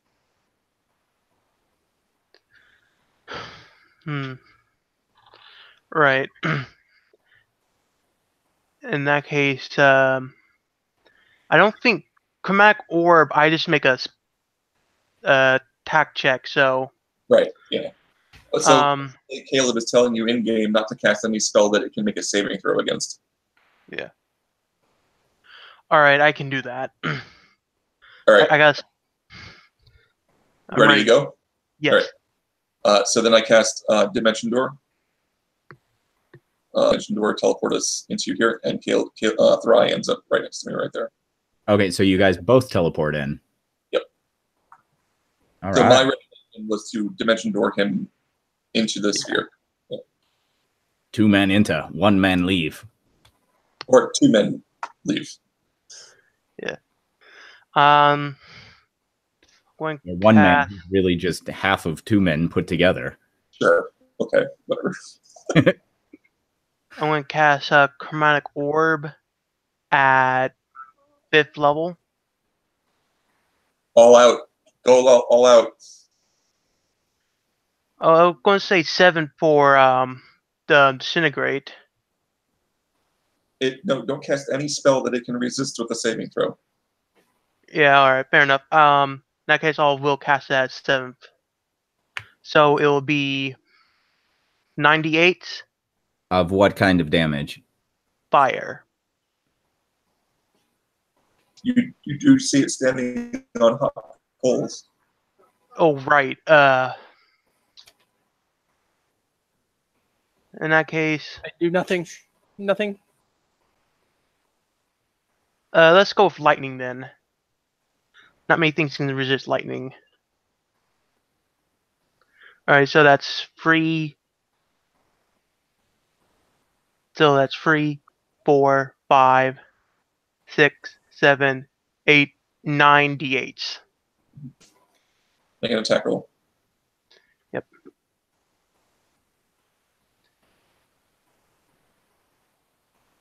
That would be a plus 10.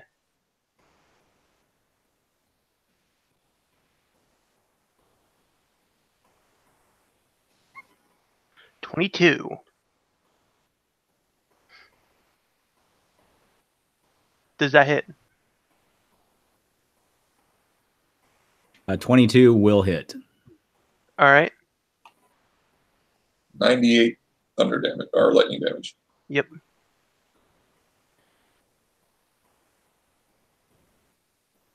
I like how there's a typo in Chromatic Orb, so you can do tire damage.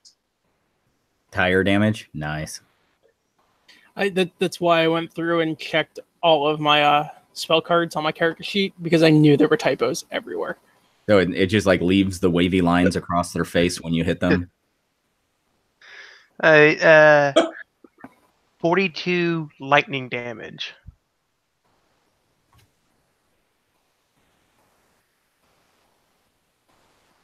All right. So you, like, as soon as you step through this dimension door, Thry, you kind of like Kamehameha right into Aspect. The lightning shoots all across this creature. You see it like jerk in sort of weird and random sort of directions. Its body twitching, these pistons sort of pumping, smoke kind of pouring out of its head, or steam. And Caleb jumps through the dimension door as well. both of you sort of surrounding this guy. Based on the description, does it look like it has a weakness to lightning? You can't really tell. You just saw that it kind of twitched out a little bit when you hit it. Right. Does it do anything at the end of Thry's turn? Dex Thry in the face. Yeah. Yeah. Chromatic Orb steps up, Dex frying face. You do see that as it steps back, it sort of like shakes its body a little bit, and this pure white sand begins to pour out of it. And then Aspect begins to twist its body, and the sand ends up swirling around it. Each of you need to make a Constitution saving throw. I don't wanna. Hey, I have proficiency with that one. You have 11. All right, so you both sort of put your hands up to help shield your eyes from the sand that's swirling around inside of here. Caleb? I cast Dimension Door, and Dimension Door is back. Hold on. Circle. Oh, both of you? Yeah. Okay. There for a second, I think I thought you just pieced out on Thry. Yeah, no. He'll be fine. Grilled out. You'll be fine, Fry. I believe in you. You got it. I can It's okay if you die, you'll come back. You'll get better. I could see Caleb dimension dooring away and just like not even looking back, walking past Ren and being like, Thry's got this. It's handled. No, I mean Caleb is a jerk, but he's still good. Yeah. Exactly. Looking at Fry's probably like getting his, like rubbing his eyes. Got it. Yeah. It's everywhere. I hate sand. It's rough, coarse. Oh, No. You stop. You stop right now. Shut your mouth. Anything else from Caleb? Nope, that's it.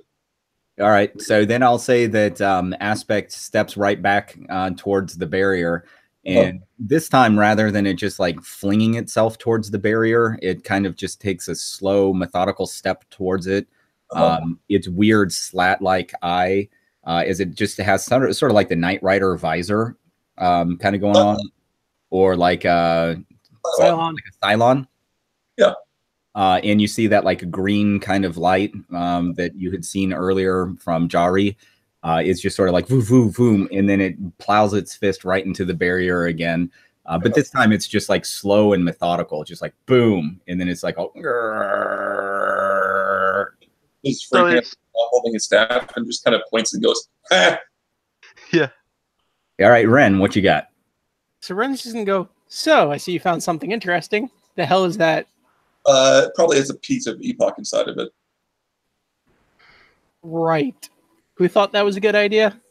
That dumbass, and he points across the invisible dome to Danon. And Danon is just sort of like looking around. He grabs a tool off of the bench and like throws it underhand towards Aspect, but it rebounds off of the barrier. Wait. Underhand, like he was trying to give it a weapon?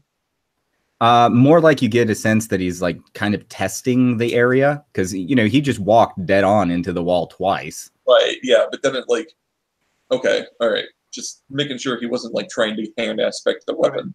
Well, I mean, imagine at this point, after like with the sand thing, there's probably like a outline of sand around the edge of the barrier. Probably. Or at least on the inside, Unless the sand evaporates. Who knows? So Ren's like, well, I'll be ready if it gets out, because I can't get in. You don't have any kind of dimension door? Skill Wind Strike. Didn't work. Yeah, I don't know what that is, but okay. So I mean, I can drop this thing whenever we're ready. I mean, I kind of turn over to Miracle and like, you want to go get any of your warriors, figure out what this is, maybe ask your friend Dan and how to shut it off. She looks over at Dannon and she's just like, Dannon, shut this thing down. What is this? What has it done to Jari? And you see him kind of like shrugging, and he's motioning towards it and the table, and he's pointing at you guys. Look, Ren yells to Caleb, drop it when you're ready. And then he's going to stealth. I yell to Miracle, we should probably send an alarm through the temple. 17. Yeah, you should probably get any of your strongest fighters in here, like, within the next 10 minutes. Don't worry, I got him. He's not going anywhere until then. But still, it's a dangerous enemy in your base. Yeah. No, like trainees. We need like your master. We need that Ren guy. He looked pretty buff for that.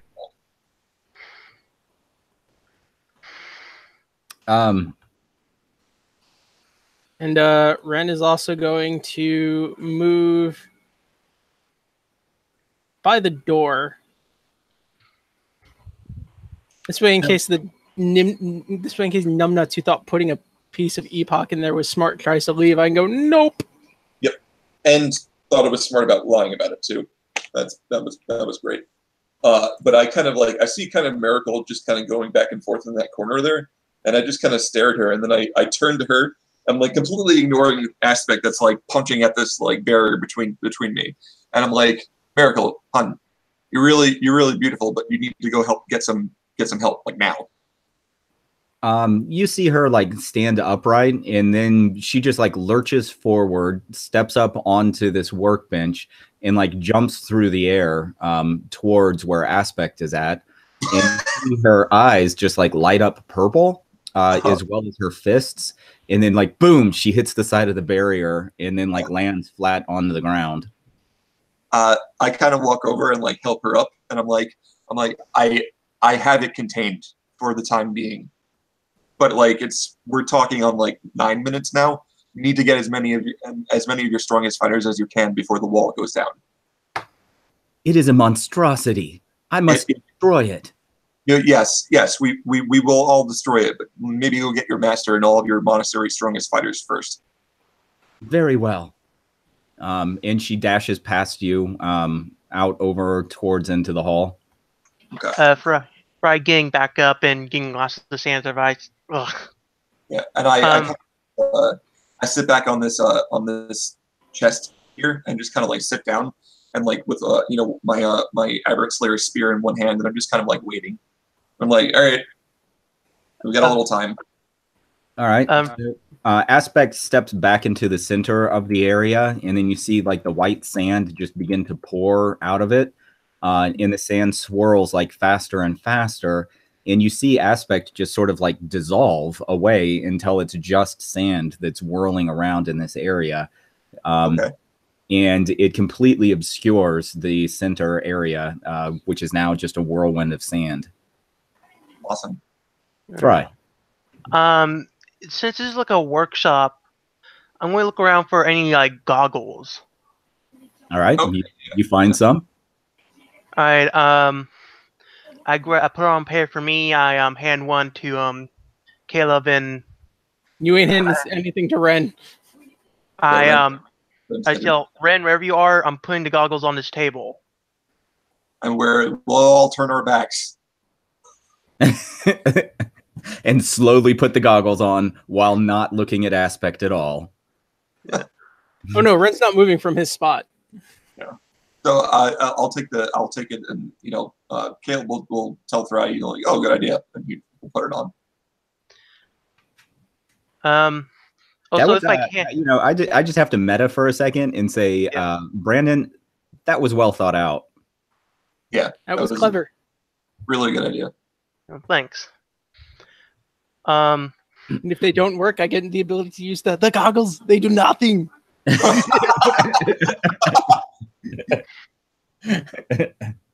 That's awesome.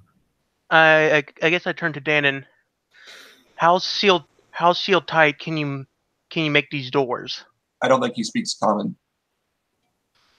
Yeah, you hear back from him like, live.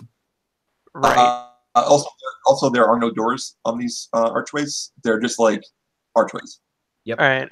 In that case, I'm going to spend the rest of my time basically studying. Like I guess I would basically knowledge check to see out what information I can figure out with aspect here.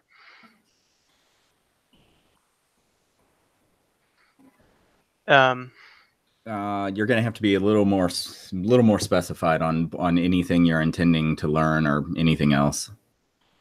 Like stuff like info you get from passing a knowledge check on a monster, like resistances, weaknesses, if it's legendary. I don't know what info you can get from knowledge checks on monsters. I guess he's trying to make like an Arcana check to figure out about this construct. Yeah.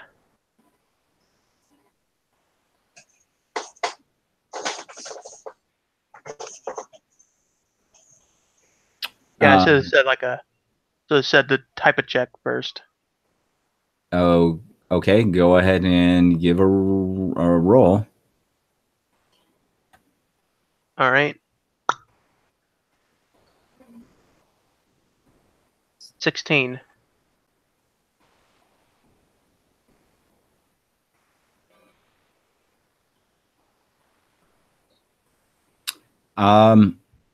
I think using some of the knowledge from your training, you're assuming that since this creature can turn to sand, that it's unlikely that like blunt forces will affect it much. And it's likely that slashing or piercing won't either. You do get a sense, of course, that this is a construct. So it would have the immunities and resistances more than likely that constructs do. Which are? Can't be critted. Nope, not true anymore. Oh, not true anymore? Oh, thank God. You're assuming that it's going to be kind of immune to a lot of mental-based spells and attacks. All right. And since it's able to act so often, you do get a sense that this is a very powerful creature. It's really hard to learn much more than that because right now it's just a whirlwind of sand. I tell the others, looking at it, what I can tell, pretty much all physical damage won't be that effective. And I don't think any of the mental powers of the people here would work too much against it either. A lot of tough constructs can be defeated with magical weapons, though. Yeah, that could work. I kind of just say like, did you know that vampires in mist form are immune to all damage except magical weapons? You can hack at a vampire in mist form with like a magic dagger, and it'll cut him. Right. Also, this seems extraordinary tough creature. Oh yeah. Like legendarily tough. Yep, cosmic significance. That's what I said. Okay. Any other actions from Thry? Yeah,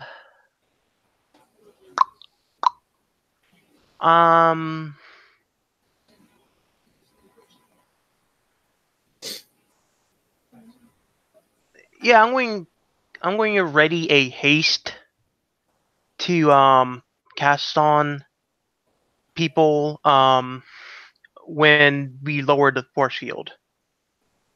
Okay, you're going to cast haste on yourself when the force field lowers? Not on myself. On like most likely Caleb Vernakis and maybe any other monk nearby. Got my own haste. Don't worry about me. Yeah. But yeah, I'm holding to cast haste when the force field goes down.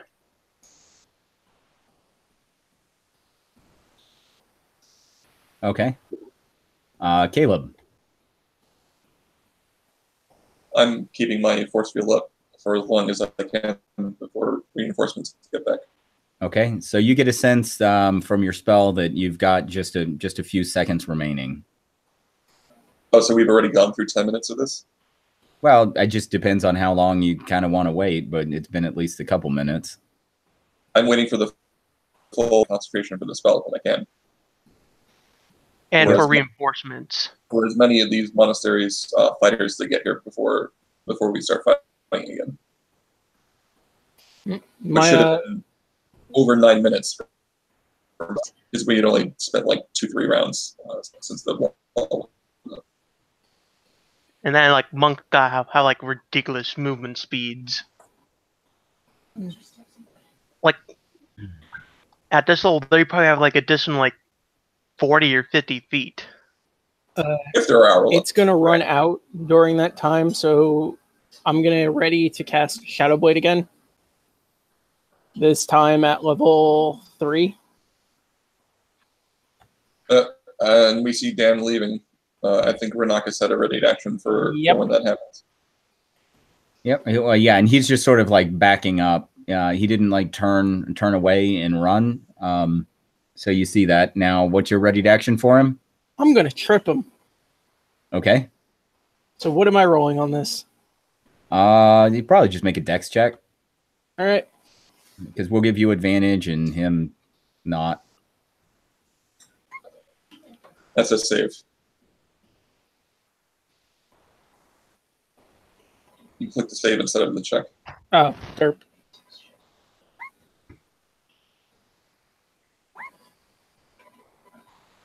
Hey. Nope. He eats shit. All right, yeah, you sweep his heels, and he falls like directly onto his back and slams his head against the ground. Once I see the monks running in, I yell to them,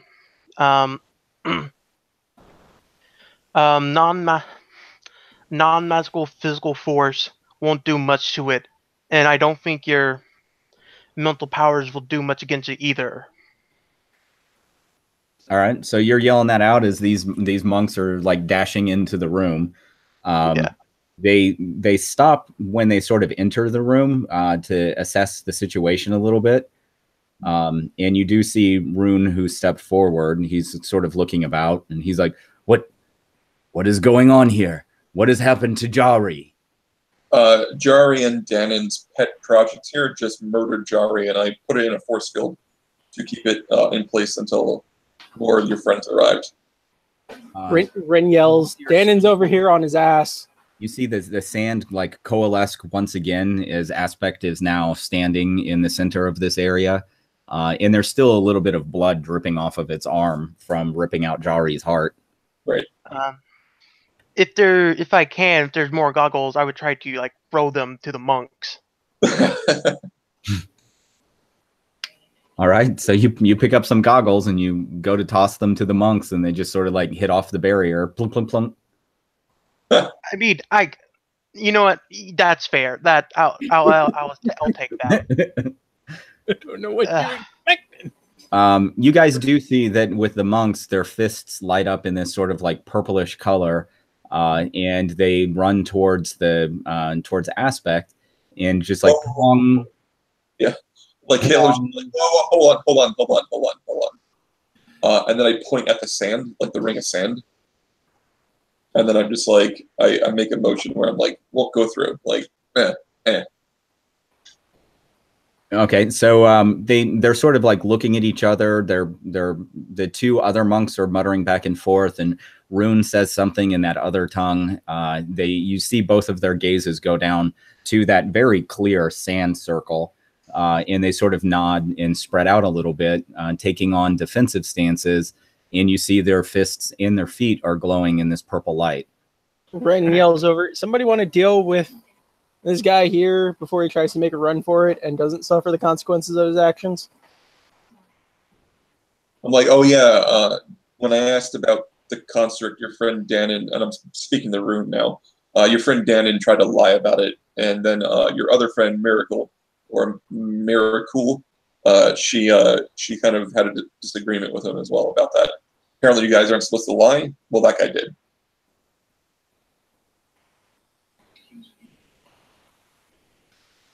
Does Rune say anything? Yeah, Rune is like, oh, deceit is not allowed within our temple walls. Here we are purity of mind and purity of word. Yeah, that's what she said. Grace. Is he coming back? And he kind of, like, Caleb just kind of leans over towards the archway, like, trying to catch sight of her. Yeah, you don't see her returning yet. All right. And you do get a sense that your time is running out. Yeah. Yeah. Bright quickly runs over to her. Take these and give them to your friends. That's not Miracle. I know. That person has no clue what you're saying. Or that you're insulting them for being a different gender. I basically give them. I basically still give her the goggles, and I just, motion to her to It's put a him. them on. It's a him. Oh, him. Sorry. Motion to him to put them on. Okay, they put the goggles on. And I kind of talked to Thrive. I'm like, you still got a couple of seconds left. Go pass him out. The other way. Yeah, I'll go pass them out. And I kind of move over here, and I'm trying to see if Aspect is following me again. If they what now? Is Aspect like following me with his vision? Yeah, Aspect is just like dead trained on you. Yeah. I'm like, okay, the barrier is going to fall in about 30 seconds. So make any preparations you want. I'll count it down when it's going to disappear. Ring just kind of grabs Danon and throws him back in the room. Like, nope, actions have consequences. Yeah, I guess like the turn, the turn before it'll go down, I'll do the haste to maximize his time.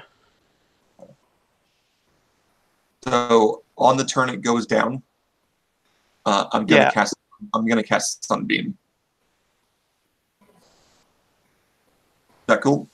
Yep. So Aspect does kneel down, and you see that it puts its one of its gauntleted fists directly over the face of Jari, who Jari has been sort of burning and singeing as his corpse is laying in the coals. And horrible floor design, by the way. Like pour out of it Aspect's fists, and it starts going into Jari's mouth and nose, and then eventually even pushes into its eyes. You see its body like convulse, like in a seizure, and then Jari begins to stand up. Oh, fantastic! Awesome. Okay, I'm gonna Sunbeam. The shield is still up.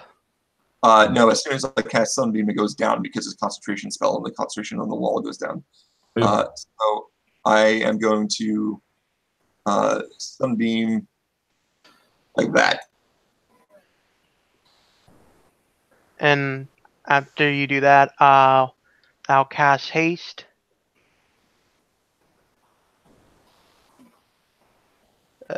So they need to.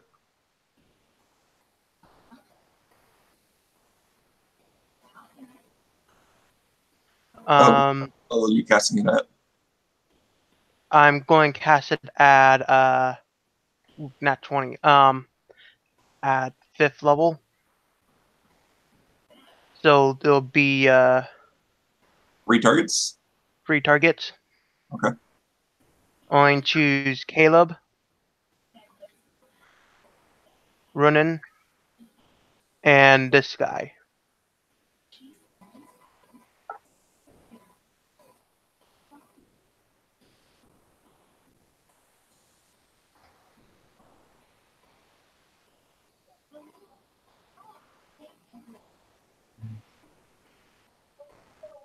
Oh, nice. All right. Go ahead and roll up your 66, Anthony. 38 damage. Oh, sorry. I didn't see it. Already did it.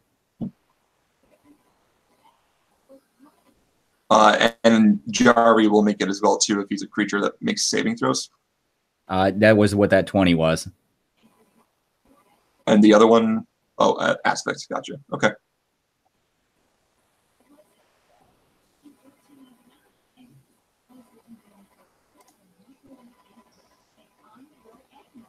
So did Thry's ready to actually cast haste go off on the same turn that I dropped the barrier? So I get the effect of haste now too as well? I would say so, because you're casting Radiance, and then he's casting Haste. So I think you would get your bonus action and whatnot on this turn. All right, so the additional action can only be used to take attack, dash, disengage, hide, or use object. Okay. Just wanted to make sure I can do 2 sunbeams in a turn. Then I will Aberrant Slayer Spear Jari.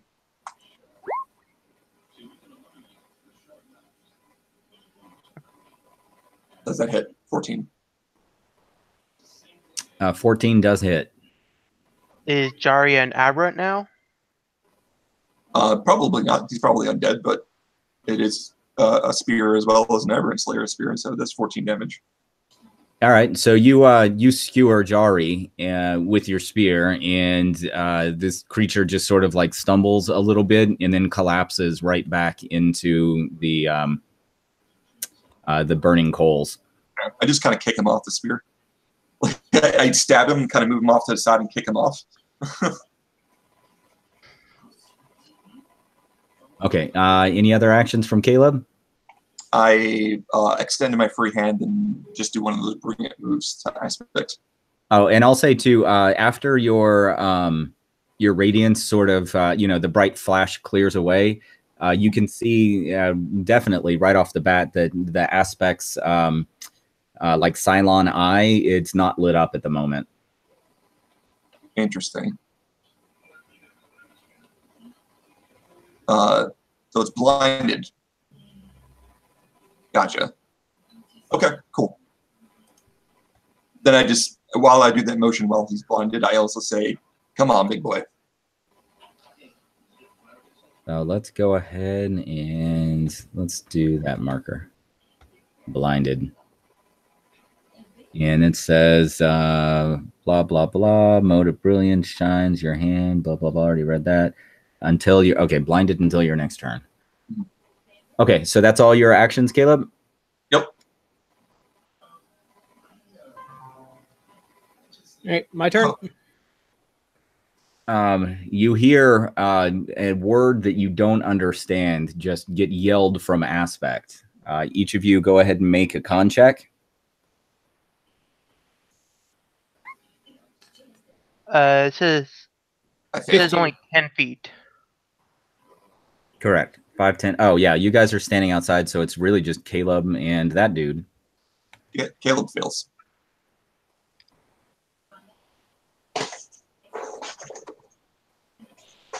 Ooh, stun. Yeah. So he'll have advantage on attacks against me, but disadvantage because he's blinded, so it'll even itself out. Yep. Renakis, your turn. All right. Object interaction, secure Sunblade. 5, 10, 15.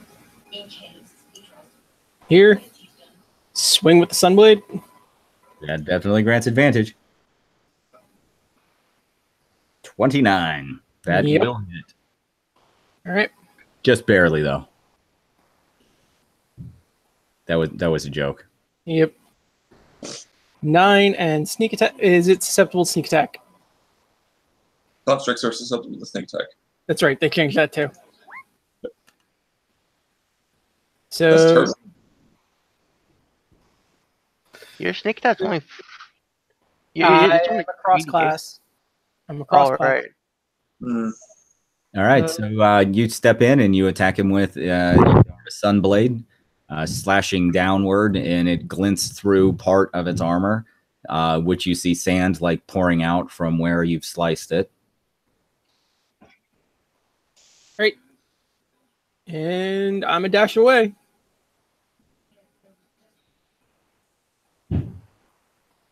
And I can still speak falteringly while stunned.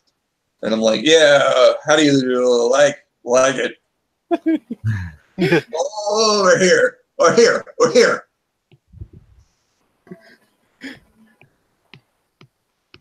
Ren just goes, great, now he's drunk.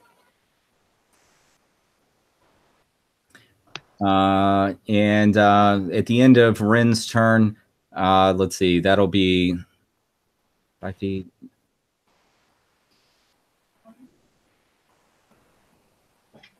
Yeah, that Aspect actually won't do anything at the end of the turn. Instead, Aspect takes a 5-foot step towards Caleb and lashes out with that fist. That'll miss my AC of 27. All right. And let's see, I'm just checking its actions again.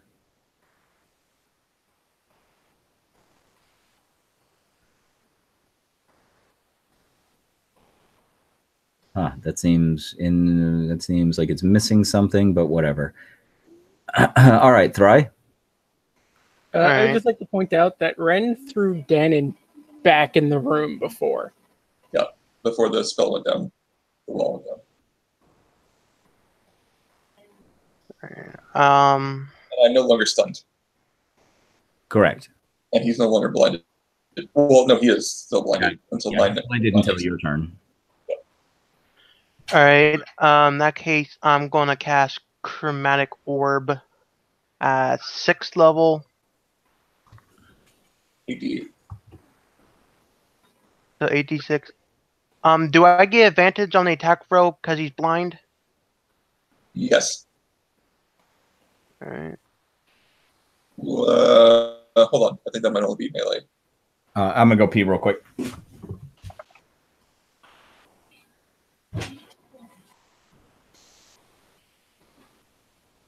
Yep, all attack rolls have advantage.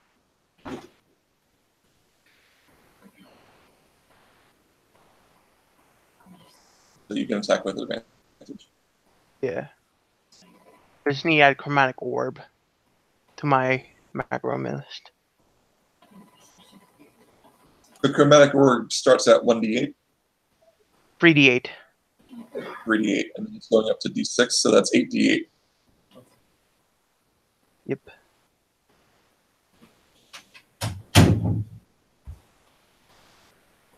What? Ugh. All right. All right. What you doing, Thry? All right. Hold on. Rolling a Chromatic Orb at advantage because he's blinded at 6 levels. So 24. Does that hit? That'll hit. All right. 8d8. 8d8 of lightning damage, since that seemed to work.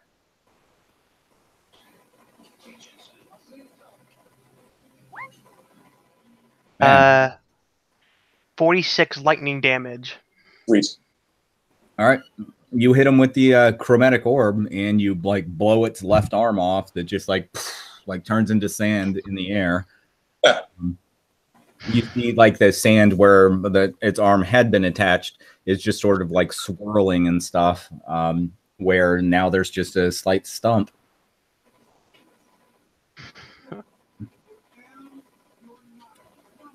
You see Aspect's head rotate in like your general direction, or like the direction that the orb sort of hit it at, but you don't see its Cylon eye lit up yet. Hey, over here.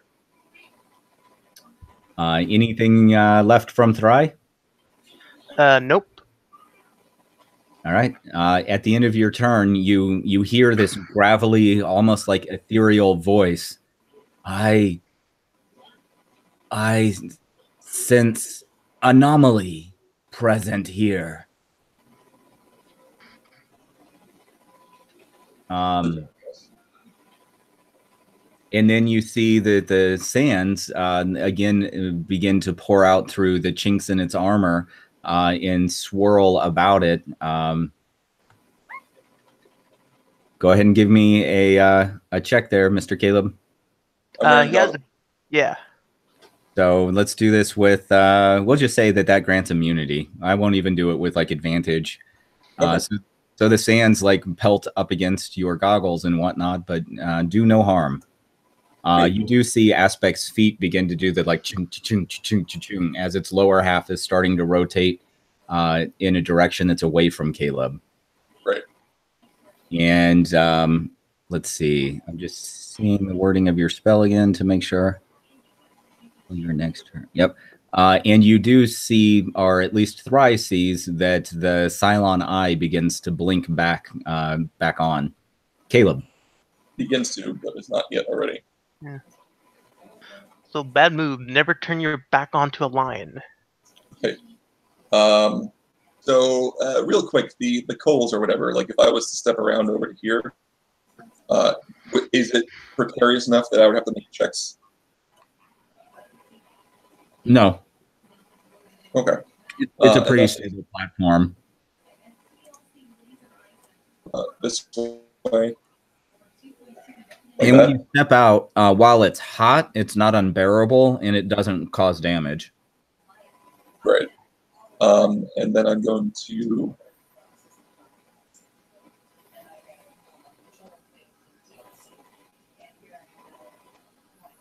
Sunbeam. Blah. He's a fire in his lasers. All right, so this one is another con save. Yep. DC 18. Let's see. Advantage. Oh, wow. Those are some absolutely horrendous rolls. Absolutely horrendous. Why does it have advantage? Spell. Oh, it has magic resistance? Yeah. If it's undead, it has disadvantage against the spell, but not undead. Okay. So it takes 29 radiant damage and is blinded.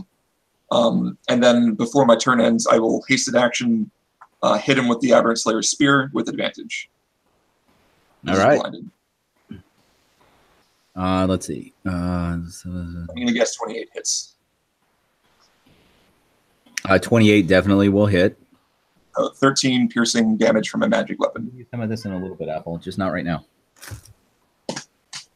Okay, let's see. So 29 radiant damage first. Mm-hmm. Followed by an additional 13 piercing damage. From a magic weapon. All right. So you thrust your Aberrant Slaying Spear into Aspect. Your spear kind of feels warm and glows a bit, and you see a huge gash emerge in Aspect's side with this sort of green light pulsing beneath your slash, and the sand is pouring out of Aspect's side. I think the monks forgot to do anything. Yeah. I don't think it's been one full turn yet. It has, because I've cast 2 sunbeams at it. Yeah. Okay. I probably should have added them to initiative order. Yeah. We're 5v6 right now, by the way. But my turn ends if you want to take an action. Well, we'll have the monks take an action real quick before we'll do a legendary. How is... Those are some knee rolls. All right. Gosh. Wow. 2 crit fails.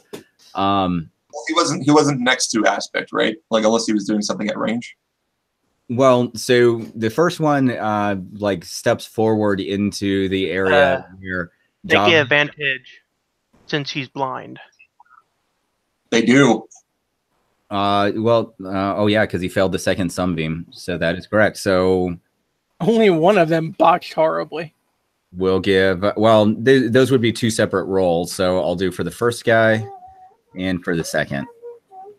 That's much better. That's better.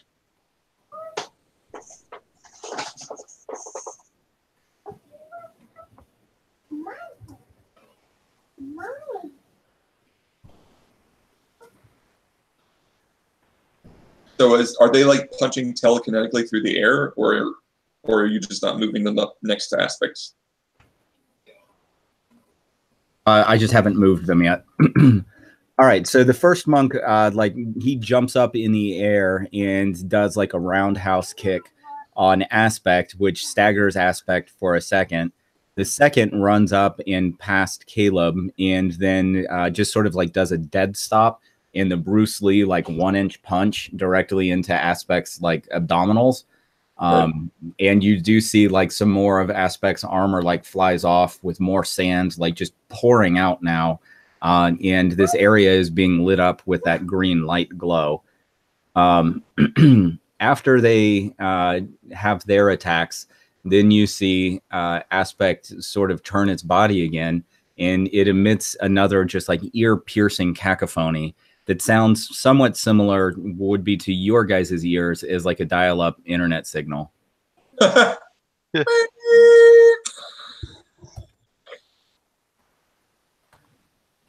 right, let's see if I can make that this time. Nope. Nope. I do not. I fail. Well, the monks save. That's good for them. All right. No, now he's in this direction, and it's Renakis. What were you saying, Brandon, real quick, Brendan? I was going to say roll 19, but I didn't realize he doesn't have advantage. Yeah, hold on real quick. Rune still has not done anything. Oh, sorry, I was missing him as well. I need to add him onto initiative order too. I'll do that at next game. Let's see. We will have Rune step forward.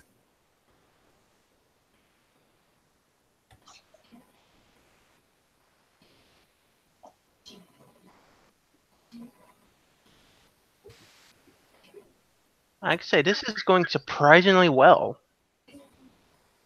Why? Why did you say that?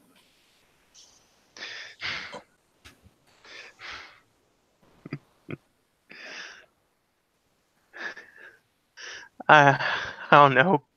I forgot about jinxing is a thing.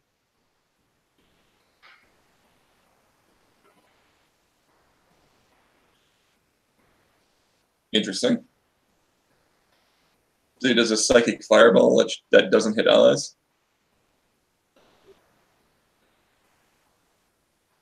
Basically, yes. Awesome. Is this like a mystic or is this homebrew?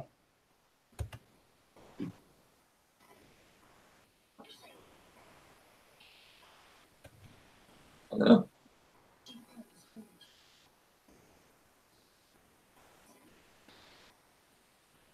It's a spell, so.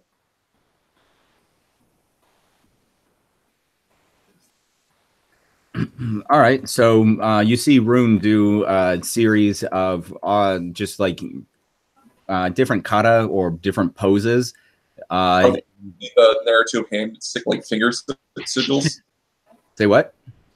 Are they the narrative like a finger like movements?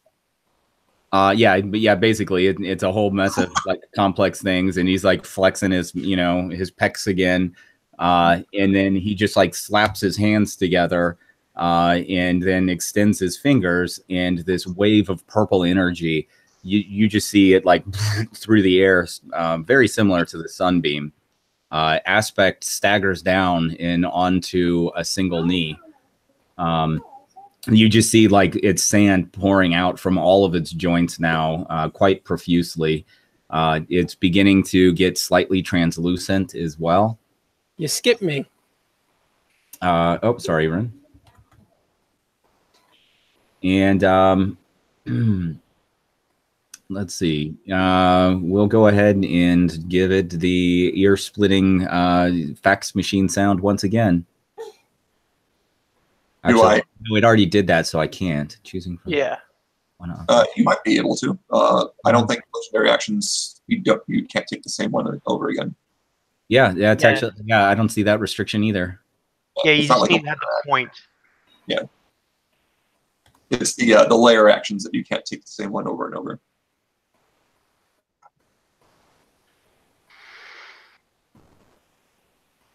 Though that doesn't really matter too much because everybody's wearing goggles. All right, Renakis. All right, Steel Wind Strike. Object interaction. Draw my rapier. Steel Wind Strike. Where are you? There you are. On aspect.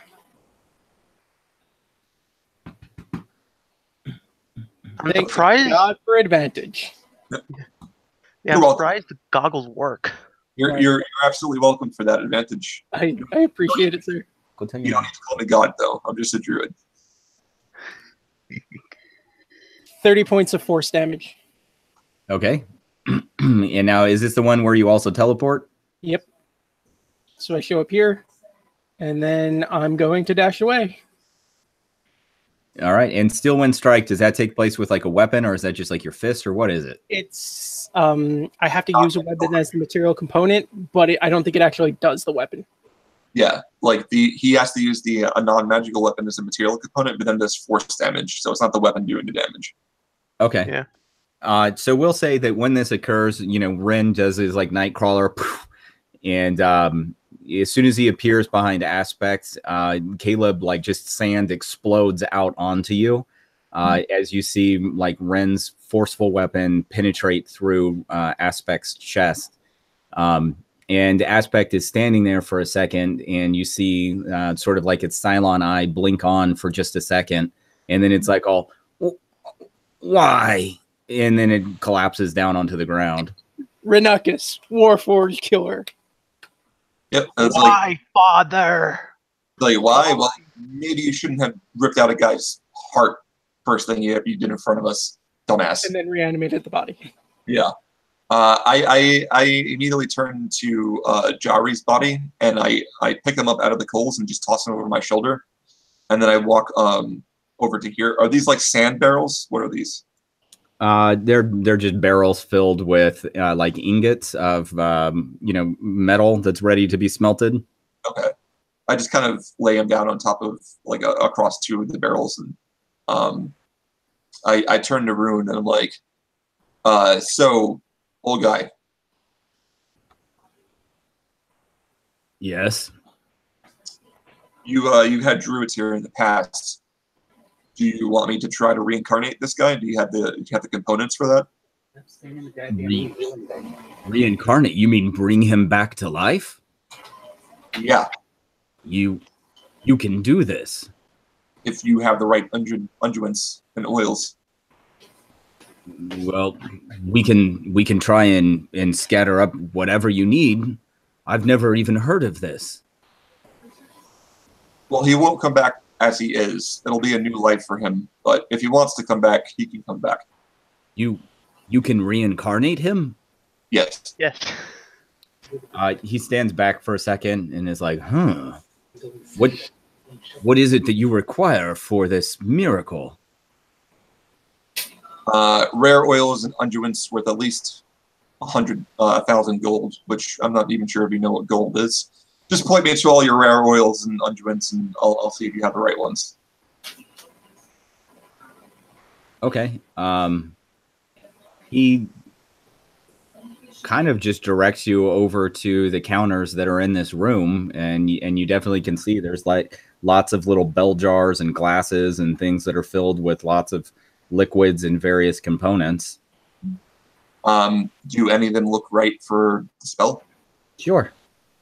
And is there enough quantity of them? It looks like it, yeah.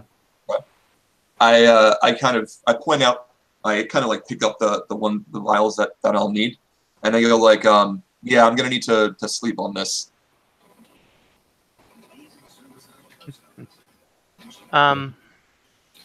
Ren is gonna go over to Dan and grab him by the scruff of his shirt and just go, and you have someone you need to talk to, and drag him over to Rune.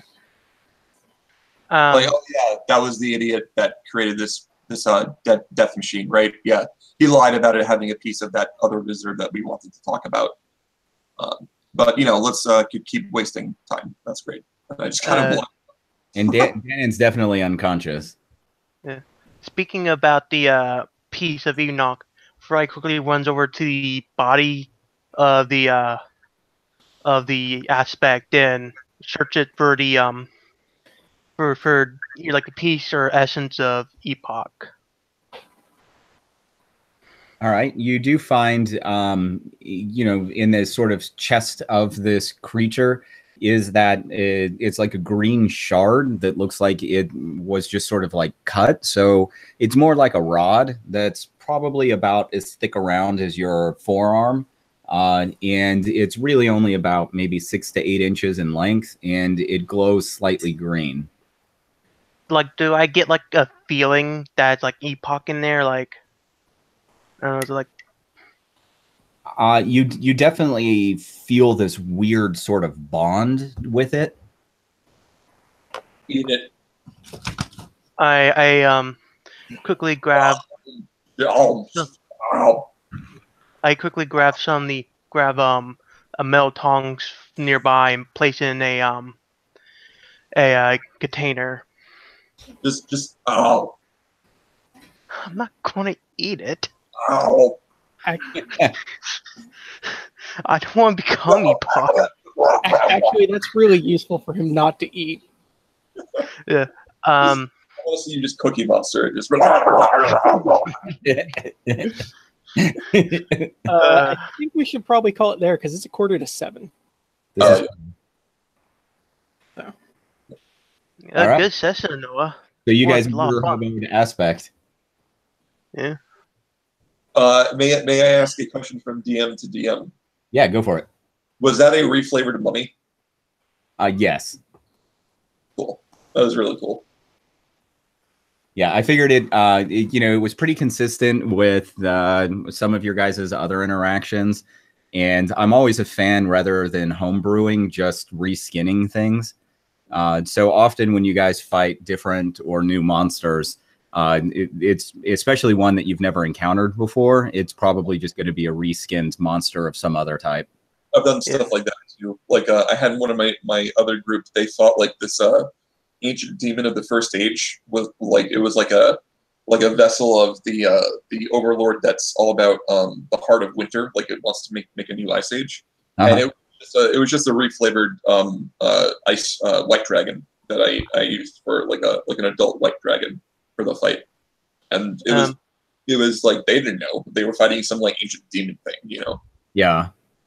Which as a player, I always kind of like that, because it's like, you know, the monster is definitely balanced, and by not making it one that you instantly recognize, it makes it a lot more interesting, because it is like a new player where it's like, what are its immunities? What are its vulnerabilities? How do I use tactics?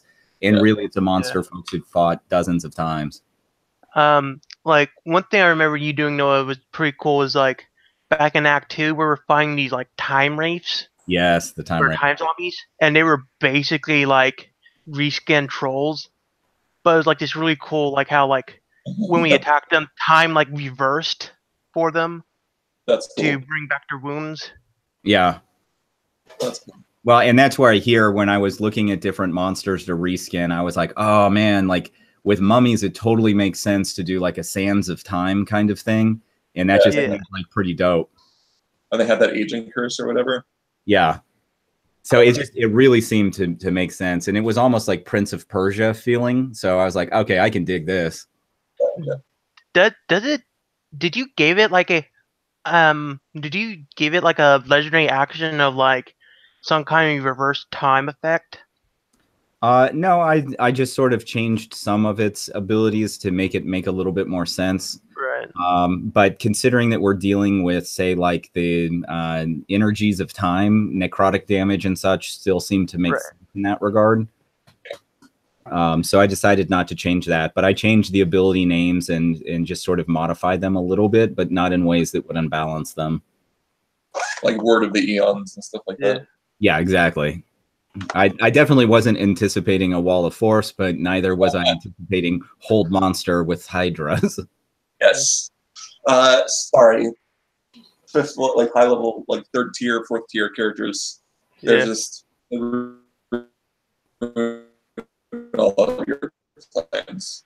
I apologize. Well, and that's where I definitely had to look and see on some of the rulings, because with, say, like sonic effects and things like that, I'm like, oh, I'm gonna I'm going to have to say that even sonic effects are going to get stopped by a wall of force. So I had to give some thought through its abilities as to how it would or wouldn't interact with wall of force. But I really feel that with a wall of force, it really is intended to stop pretty much anything. Yeah. I'm like really proud about the goggles thing, really. Yeah, it was really quick thinking. All right, guys. Good stuff. I think I should be good for next weekend because I think the only event that I have to do next weekend is an evening event on Friday. Yep. And since my strategic plan is done for now, I don't think I have to worry about my Saturday. The weekend after that, though, I definitely will be blocked out again because I have to drive back up to Santa Cruz. Hopefully, dokily. All right. I'm just sort of consulting my schedule to give you guys an accurate. Right. Yeah, the 15th I should be good. The 22nd not. I think I'm fine on the 29th. Fair enough. Yeah, I think so. Next weekend good. Weekend after that not. All right. So after next week, the next game will be on the 29th? Yes. All right. See you later, guys. And then I think I'm good after that for a little bit. How you going? See you guys. All right. Check you.